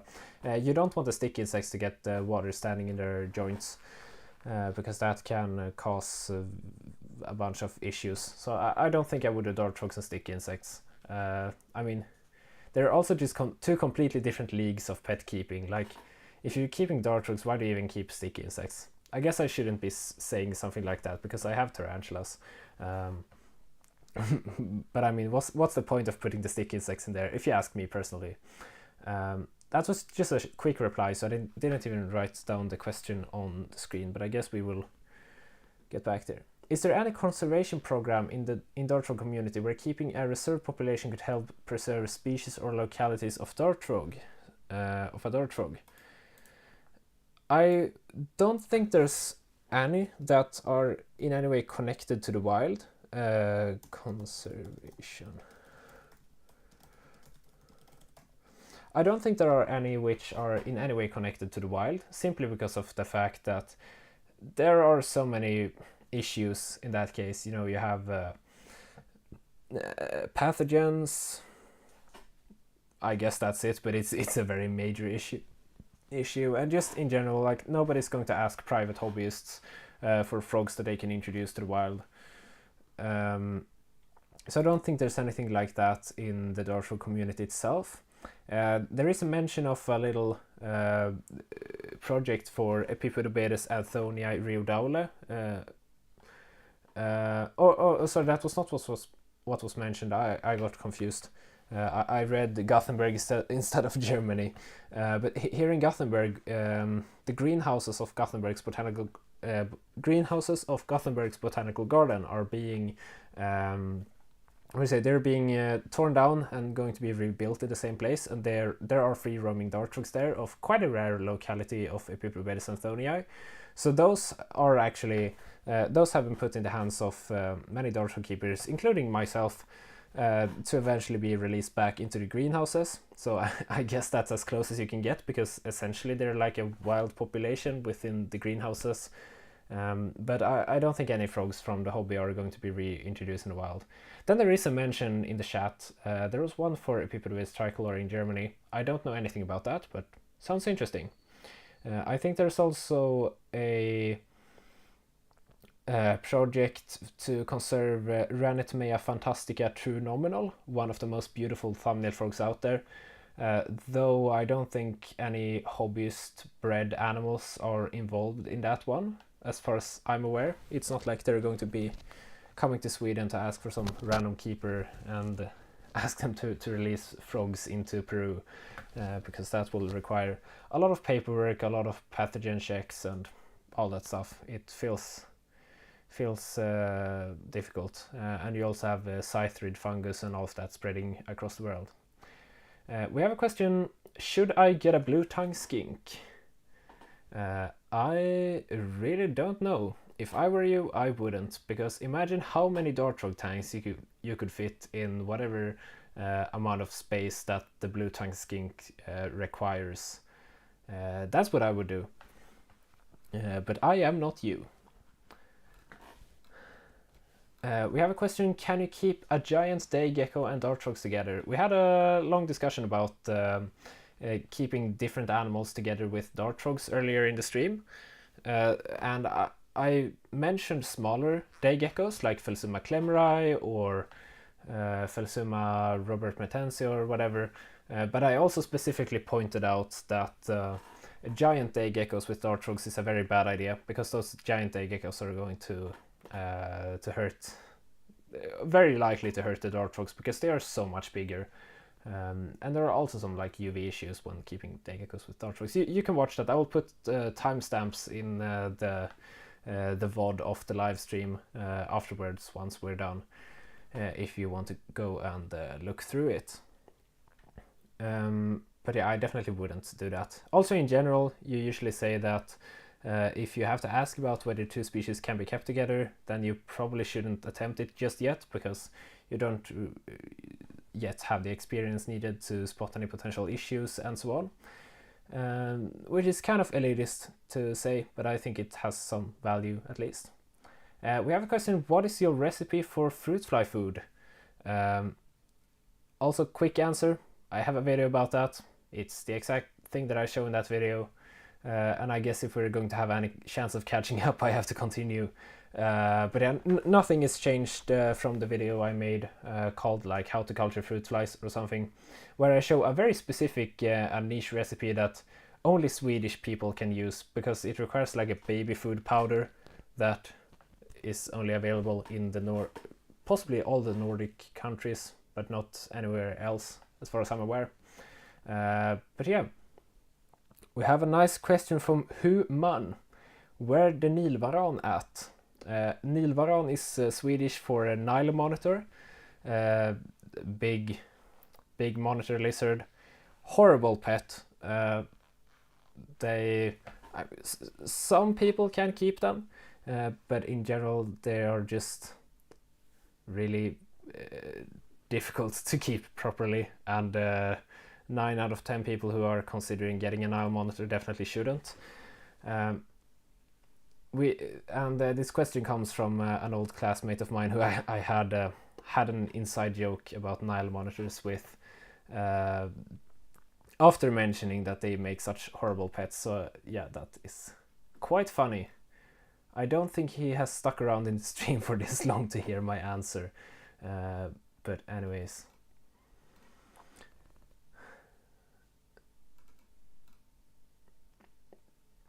We have a question. I have a 30 by 30 by 42 centimeter tropical mountain cave vivarium. What would you recommend to keep in there? I guess this is another question that I'm going to actually put on the screen and put timestamps for afterwards. What animal for 30 by 30 by... It's close enough to 30 by 30 by 45. If it's an exoterra, it actually is... that is in centimeters. In inches, that's 12 by 12 by 18 inches. If we round 42 to 45, otherwise it's like 17 inches high, I guess. I would certainly not put dart frogs in there. You can certainly keep it around to keep froglets in there, or to use as like a quarantine tank or something. But I definitely don't think you should keep dart frogs in there permanently. You can consider housing thumbnails in there if it's really well scaped, like every single part of the enclosure is well utilized, but even then you're just going to have issues. And another notable issue is that if you have a thumbnail frog sitting at the top of the enclosure, it's very likely going to jump out on the floor. I have some thumbnails in that enclosure size, and I've had them jump out on the floor many different times. So just don't put dart frogs in there, especially if you're a beginner. Like, it's technically possible, but it's really not worth it at all. But you can use it as a future froglet tank. You could put a praying mantis in there if you want to. I don't really know what tropical mountain cave vivarium means exactly. So that might also affect my answer if I got to see like how it's scaped and all of that. But a praying mantis is fun. When you mention cave, I also think of tailless whip scorpions, like the Damon diadema, or there are several other Damon species. But those might be fun to keep in there, possibly. I'll put the current question overlay on back. Like, you could keep one of these. These are actually in the 4th Harry Potter film. They call them spiders, but they're not spiders at all. They're completely harmless. They're not venomous or anything like that. And I also mentioned praying mantids. Praying mantis. I guess there are so many different species. I used to have a lot of different praying mantids species in the past. You have the beautiful orchid mantis. You have these more standard ones, I suppose. Anything from the family called Mantidae. The entire order is called Mantodea, but the family Mantidae, those are like the easiest mantis species to keep, so feel free to look into those if you want to. I guess keeping like a morning gecko or two could also work. Yeah, those would be my my replies to that question. And let's see if we can find the next question. Did all of these dart frog species come naturally in the wild? Short answer, yes. Pretty much all dart frogs that are in the hobby are wild forms, because the hobby really doesn't care for hybrids and all of that. It's very frowned upon within the hobby. There are like two exceptions of frogs which are line bred in the hobby, but there's a big difference between line breeding and crossbreeding, because crossbreeding obviously involves different localities that you mix together, while line breeding is breeding a certain line within a locality. So we have fine spot Dendrobates azureus is generally slightly different from normal Dendrobates tinctorius. From normal Dendrobates tinctorius azureus, because you have specifically picked out the frogs with as few spots as possible on the back, or as tiny spots as possible on the back, and like bred those with each other, which I think is perfectly fine. But then it is also always possible to breed those back into normal azureus, because it's still the same locale, so you're not mixing anything. The discussion about mixing can be had at another time, but the Nordens Ark community really doesn't like mixing, and I totally agree with that standpoint. And I think also, I don't think fine spot Leucomelas are actually line bred. I think that's a different locality. They're called bolivar in the Swedish trade and in Europe, while they're called fine spots overseas in the US. And I'm pretty sure it's the same frog, though I wouldn't mix a fine spot and a bolivar if I bought two different ones, but I don't think fine spots are line bred. However, clown Leucomelas are. They are basically like standard Leucomelas, but they have a broken band at the head, so they have like more black. It might not be at the head, but if you Google Dendrobates Leucomelas clown, you might find something. There's Leucomelas clown. Yeah, those are Leucomelas that specifically like look funny, but they are still within the population of what's called standard Leucomelas, which are like some old imports, which may be mixed to like some small extent from different imports and stuff, but still probably purer than many others. But there are people who are line breeding Leucomelas which have like funny heads like this, which, you know, if you want to do that, by all means. But those are actually line bred, but it's still something that will pop out in nature, of course, because people have found these animals and bred them to each other. But yeah, you get my point. That was an unnecessarily long answer to that question, but almost all of the other frogs are actually from the wild, yes.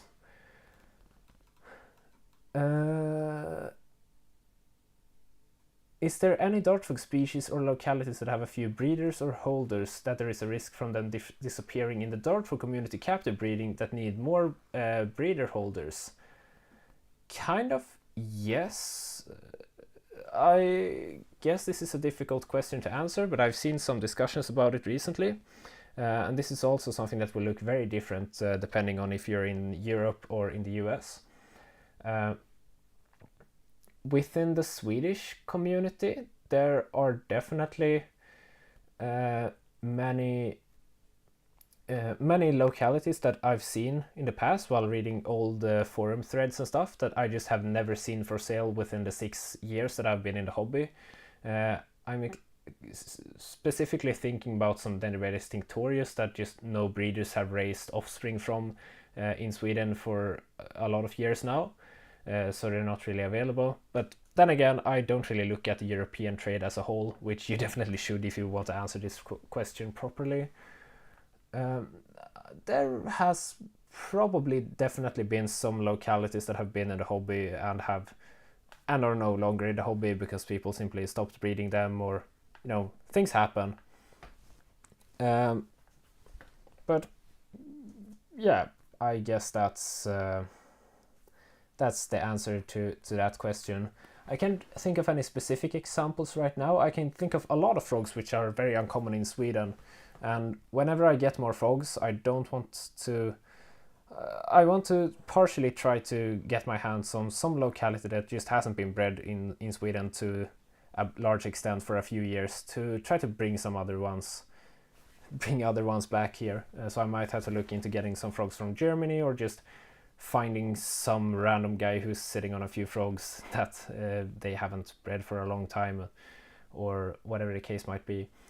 But I can't think of any that are going like completely extinct. There might be some out there. I've seen some discussions about like different Epipodobates localities, and possibly like some Ameeregas, which aren't like the most stunning dart frogs, and have for that reason not been like super,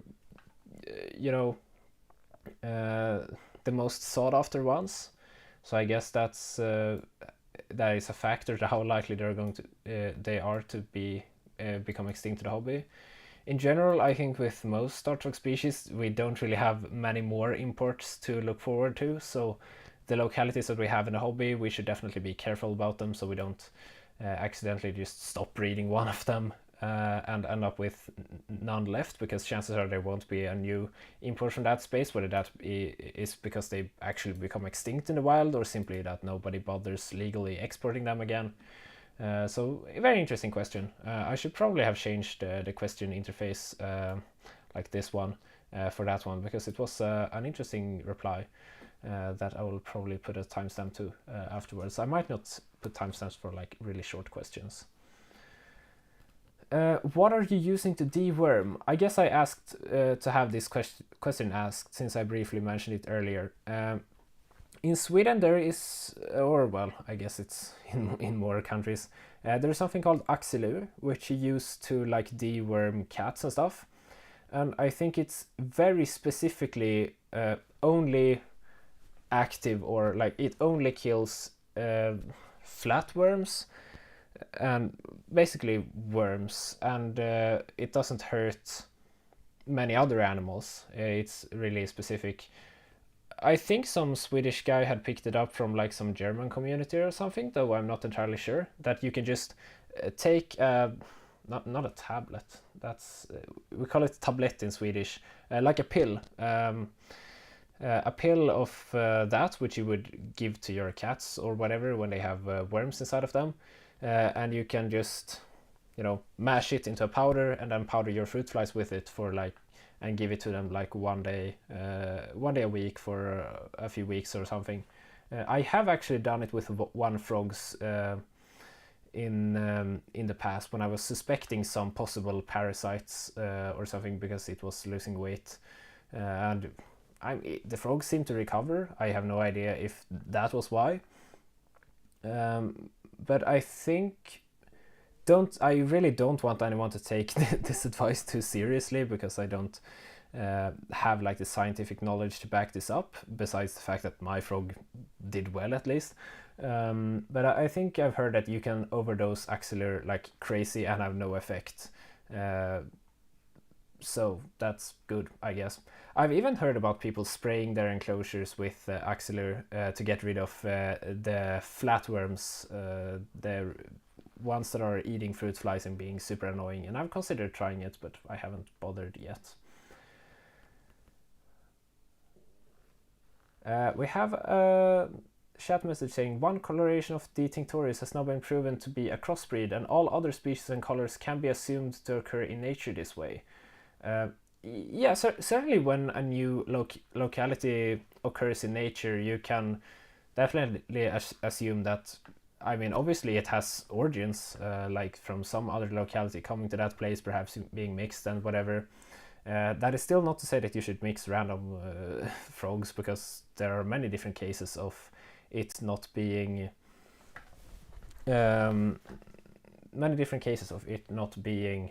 what am I saying, like two specific localities are not always neighbors, but for sure.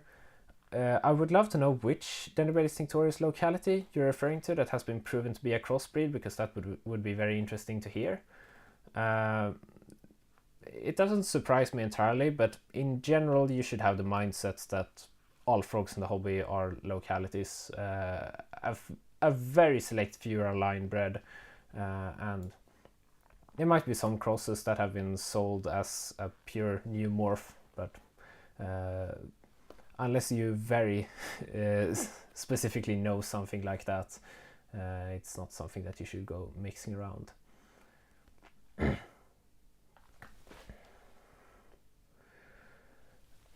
We have a question. Have you used Selaginella uncinata or Selaginella serpens in any of your terrariums? I recently planted some in a terrarium, but when I touched them, I got splinters, and I'm concerned that it could harm dart frogs once I add them.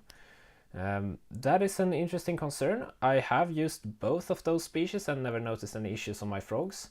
There are also potential issues with bromeliads in a similar way, because bromeliads can actually they have some, like, is it like an enzyme or whatever the name in English is, that can actually give you like a rash on the skin after touching spiky bromeliads. But that doesn't really seem to be something that has affected dart frogs. Then I also don't think there has been any particular studies on it.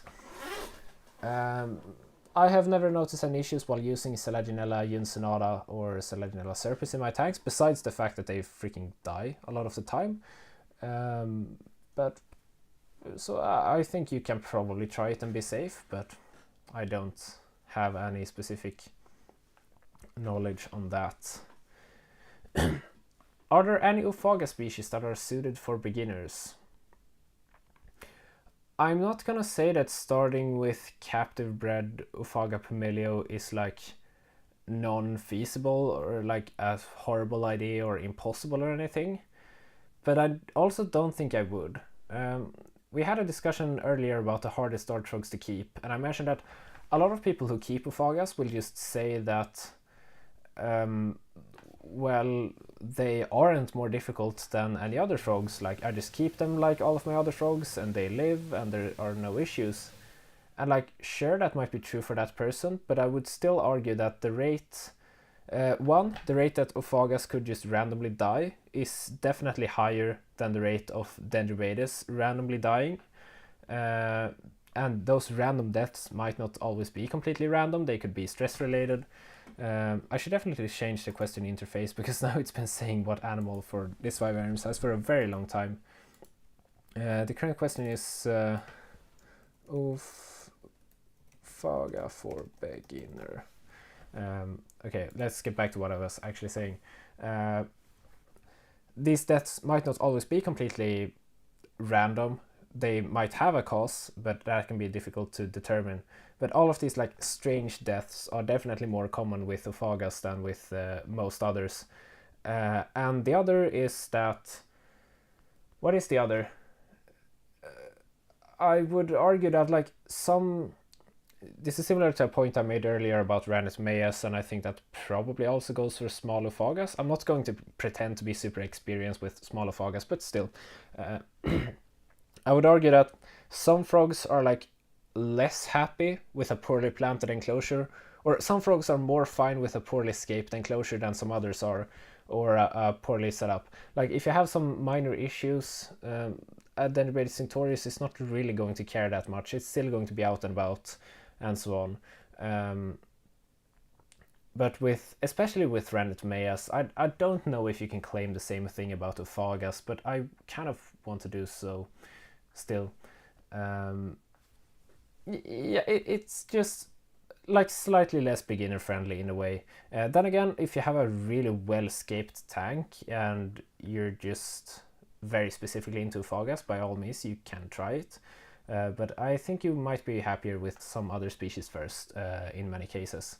A third point is also that Ophagas are just more expensive, and that is for a reason. The fact that they are very slow breeders. Then they don't really take up much of the time for the person breeding them, but still it takes a while to produce many more frogs, and there is kind of a point to that I would want as many Ophagas as possible to I would want as many Ophagas as possible to go to people who are experienced, likely to be able to keep them alive and likely to breed them, regardless of how many beginners have a bunch of money to just throw at them, simply because there is kind of a lack of most Ophagas in the hobby. That might be something that not everybody is going to agree about, but I think that's a reasonable take. That I prefer the Ophagas the few ophagas that we have, since they aren't an abundance of ophagas in the hobby. I would prefer those ones going to experienced keepers. But you can try ophagas in a first tank if you get like really happy with the setup and feel like it's going to do well. What is your opinion on Mantella frogs? They seem similar to dart frogs in that they are quite small, can live in groups and don't need heat. I'm surprised they're not more prevalent in people's collection. I have looked into Mantellas a bit, and I think there is a good reason they are not more prevalent in people's collection. Mantellas... I just write Mantellas ? I think the reason they are not more prevalent in people's collection is the fact that breeding them seems to be quite difficult. I think you need some like major season differences. There's also I don't know how true this is. I think it's not entirely true, but there is an interpretation that they should be kept a lot colder than dart frogs, which I think I know some Mantella breeders who have just said isn't true for them, personally at least. But they're just more difficult to breed in large quantities. Like dart frogs, anybody who keeps dart frogs can just take a few cups or little boxes and keep a tadpole in each of them with some tadpole tea. Like, it's not difficult. But if you want to breed Mantellas, it's a bit more of a science. And obviously with less animals being bred, that means less animals in the trade. That means less animals for people to get invested into, and less animals for people to, buy, learn about, etc. So I think that's probably the main reason. I don't think I have more to say because I don't have personal experience with Mantellas whatsoever. There are probably some keepers who keep them who think it's not particularly difficult, but that's the same thing as I said with the ophagas. Like, some will just succeed on their first attempt and say it's not difficult, but they probably also had quite a bit of experience to have such little trouble in the first place. But yeah, that's about it. Do you have any non-dart frogs? Do you have any non-dart frogs? And if not, would you ever get any? I first thought this said, do you have any non-dart frog pets? And that the answer is yes, and I would refer to my collection tour. But I actually don't have any frogs. Do you keep? What do I have? Well, I don't have any non-dart frogs. I have considered getting glass frogs because I think they look really cool, and if it would be suitable at some point in the future, once the plants are a lot more grown in, I have slightly considered if it would be possible to add some to the tank here behind me. It's certainly not a tank that they could like breed in because I don't have it set up that way. But it would be very fun to try. But at the same time, I can also just buy more dart frogs and get further into that, which I might have more fun with in the long run. Glass frogs are awesome. I can't really see myself owning them. I also really cannot see myself owning any tree frogs that require food items bigger than fruit flies. I hate crickets with all of my life. I despise them, and I just don't feel any strong urge to keep a bunch of nocturnal animals that just sleep during the day. Then again, I did mention glass frogs. I think they seem really cool, and you will still get plenty to look at in the evenings and stuff. Would be cool to have something active during that time of the day as well. But I couldn't see myself keeping like a white stray frog or an Amazon milk frog, or even worse, a horned frog like Pac-Man frog. I'm definitely not getting one of those.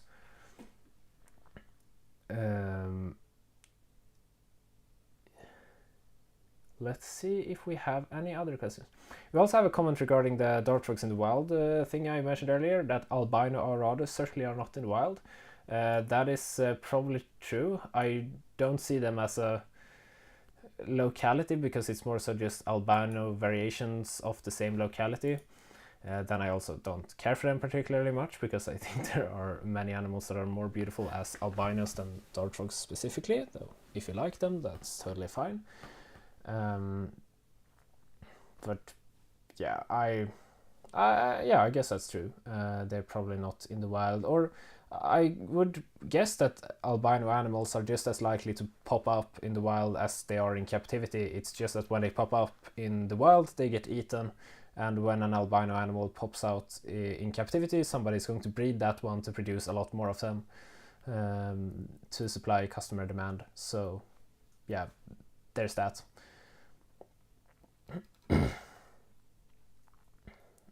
Any thoughts on the Exoterra tree frog 454560 and its usefulness for the dart frog hobbyist? I don't have it. I'm not going to get one because I already have so many normal Exoterras, like this, that I want everything to be the exact same. And if I bought Frogs and Coat tank, it would just stick out a lot and look ugly in comparison, when I could have all the tanks be looking the exact same and the setup being much more pretty. So I'm not going to get one myself. As far as the usefulness is concerned, I mean, I guess you could use them. There are certainly a lot of people who are successful. When we were checking out the viewer replies to the survey, there was actually one guy who definitely doesn't recommend them, because he had plenty of frogs jump out of them. So you have that to consider. That will of course depend on how you escape the tank. It's definitely possible to escape it in a way so that you won't have this issue of frogs jumping out. But I think that was because of the fact that the barrier here beneath the ventilation is so much shorter that I guess he had a substrate all the way up to the barrier, and the frogs could just jump straight out. It should be fine if you escape it with that in mind, so there are no like easy spots for frogs to jump out from and stuff. But it's something to consider. I think the ventilation is probably quite restricted, and the fact that they have a drilled in outflow is definitely something I would like normal Exoterras to have. But I won't be getting any personally, but if you want one, then you can certainly try it. What is the next question?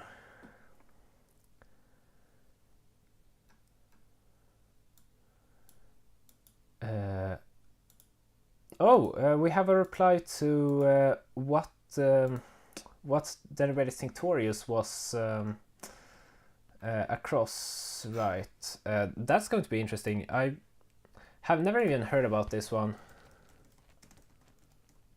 Wait, why is this an autofilled reply? I was actually googling this very recently. Okay, yeah, I think I was just googling every single tinctorius locale I had never heard about for some reason. It was really funny how that was the first autofilled reply and I didn't even recognize the name. But I guess those are the fun moments we will have together on this stream. But so Jonah is claiming that this one has been found to be a hybrid, and honestly looking at it, it doesn't really surprise me. The first thing that pops out is a thread from our Swedish forum, which is very interesting. I wasn't expecting to see all this. I don't know if I was supposed to be like leaking this thread, but I mean it's obviously on the internet. You can all watch it.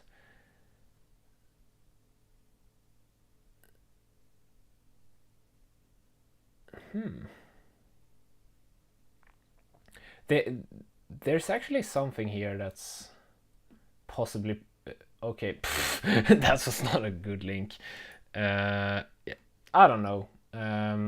I might look into that more in the future. For now, I will just leave it at that. But I think the idea is that it's a cross between Regina and Azurius. Which, I mean, it is very funny to think about what you will get when you cross two completely different looking frogs. but I don't know, like I don't have much to contribute to the conversation, but it's an interesting discussion.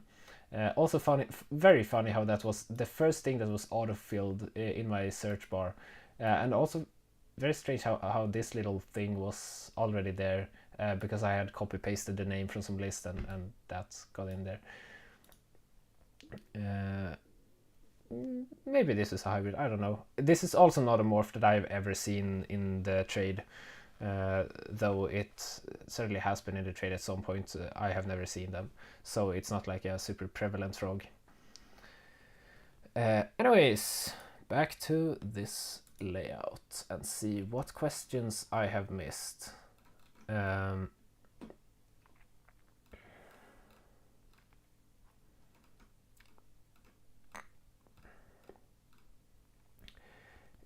Is 60 by 40 by 40 centimeters an appropriate size for a small group of dart frogs, mainly tinks?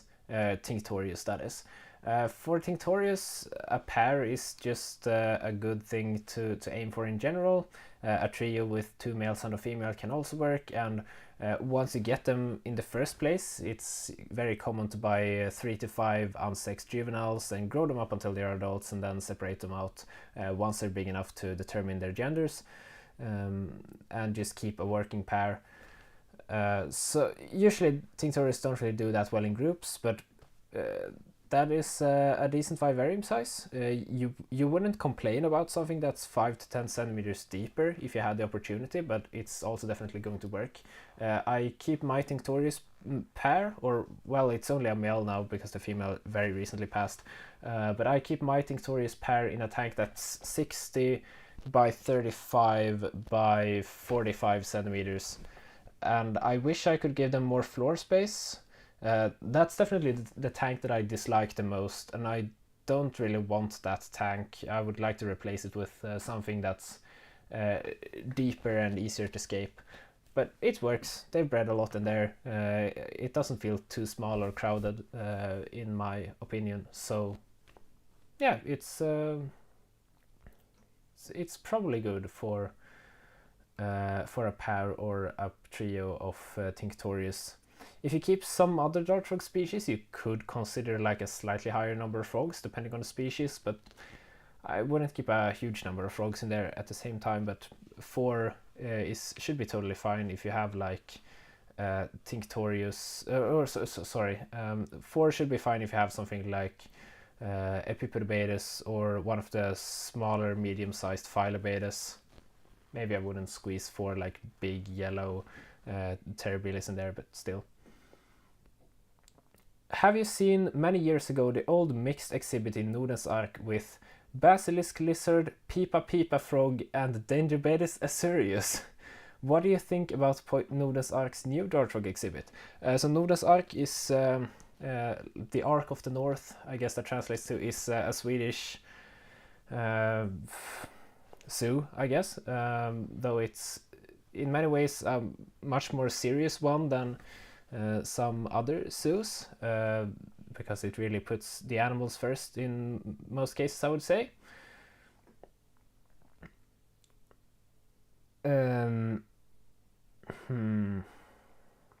Let me just think about what I'm going to say. The basilisk lizard, pipa frog, and Dendrobates azureus seems like a very wacky combination of species, and there's most definitely a reason why they don't have that anymore. Just a basilisk lizard and a Dendrobates azureus is just such a massive size difference that I think it feels like you're going to run into plenty of issues with that. Yeah, I wouldn't exactly say that I condone this. Also, I don't have personal experience with it, so I mean, sure, but not really sure. It's a very interesting combination. I have seen where they kept like a brown basilisk or something similar together with the Montserrat frogs, but given the size of those animals, that's a bit more reasonable. But the combination you're mentioning is certainly before my time. I did visit Nordens Ark's new amphibian ark. Honestly, have a bit of criticism. I don't know if I should spill the tea and start talking trash about probably the best zoo in our country. But their new amphibian exhibit didn't really, what can you say? It didn't really resonate with me. I think the main issue was that all the tanks were really massive, and all of them had these like large cement constructions, somewhat similar to the custom tree I have in here, actually, though they weren't like hollow and all of that. It was built by professionals who knew what they were doing. But all of those entire exhibits were painted with what I'm pretty sure are make colors, which are the same colors I used for this one tree in this tank. But it's water repellent, so all of their tanks in their entire setup were completely water repellent. So like the background is never going to suck up any moisture whatsoever. Like in a very, very distant future, maybe plant growth can kind of counter that. But it made like the humidity balance in all of those tanks feel super weird. Like I used it for a very small portion of my tank, and that tree has been where plants really haven't grown well at all. There's one plant starting to climb up against it, but if I didn't have all other places in the enclosure being completely different, I think I would have had a different situation. You get my point. It was very weird. So they had this one Dartrog tank, which I think houses two Ophaga Pomelio locales together, I'm pretty sure, which is obviously, you know, not very good. And it also houses lemur tree frogs.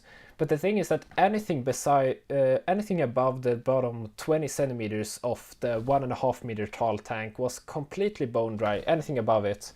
So all of the lemur tree frogs that you would expect to see like at the very top, they were always within 10 centimeters of the bottom. And anything below the ground surface was just dry. So I think that was just a very strange, strange result of the scaping process. And I think that's probably mainly due to the fact that the entire setup was water repellent. Like all the water was meant to just go down into the ground, and anything below the bottom 10 centimeters is just not really appropriate for the frogs.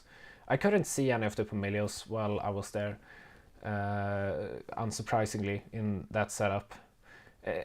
All of the new setups were just kind of weird in a way, which was interesting. So I would definitely have designed the new amphibian exhibit differently. Then again, I love Nordens Ark. It's a great place in general, but I have spilled some tea right now, I guess. And we also get a comment. Okay, might go with Mantella then.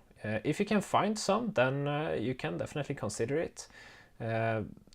We actually have some. Actually, I'm not going to look that up right now. But if you can find some interesting Mantella content on YouTube, probably. We had some lectures in the Swedish Dendrobatida Society. So if you search SDS Mantella, then you will find, because it is within our Swedish association, but we had an external person giving the lectures in English, and they were recorded and put on YouTube. So if you look at SDS Mantella, I think his name was like Matthias Altenmüller or something. Then you will find a couple of like maybe 2 hours of content about him just talking about his Mantellas, which is very interesting. I have watched the whole thing through, and I mean, Mantellas are pretty. I would love to get into it, but there are so many Dartrogs I would love to get into first, and I think just for me personally, focusing on that feels like a more reasonable priority. I don't think we're going to have time for any Vivarium reviews today, but I have actually managed to catch up with all of the questions, which is quite surprising to me. I thought this would, but it did take quite a long time. We've been live for a good 2 hours and 10 minutes. I was considering if we should go through a couple of more of the survey replies, but at the same time I don't think there's anything like super interesting in them. There are a few that I haven't seen at all.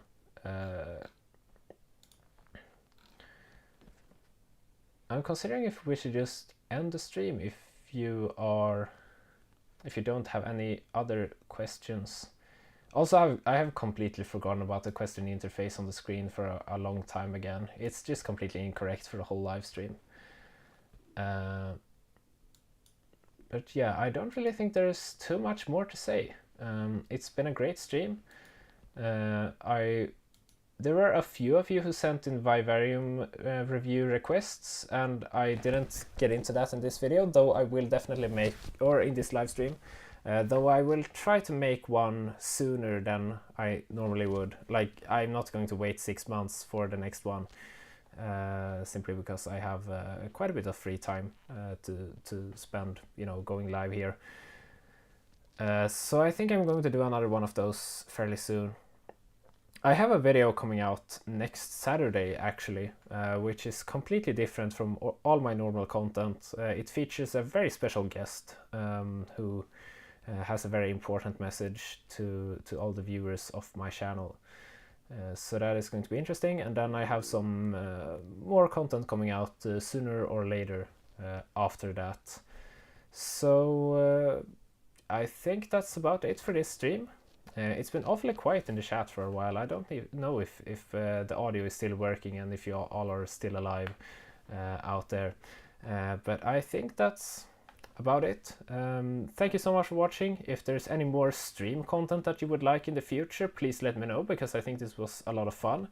The Vivarium views, the Vivarium reviews are slightly more time consuming to make than these ones, since I have to prepare everything.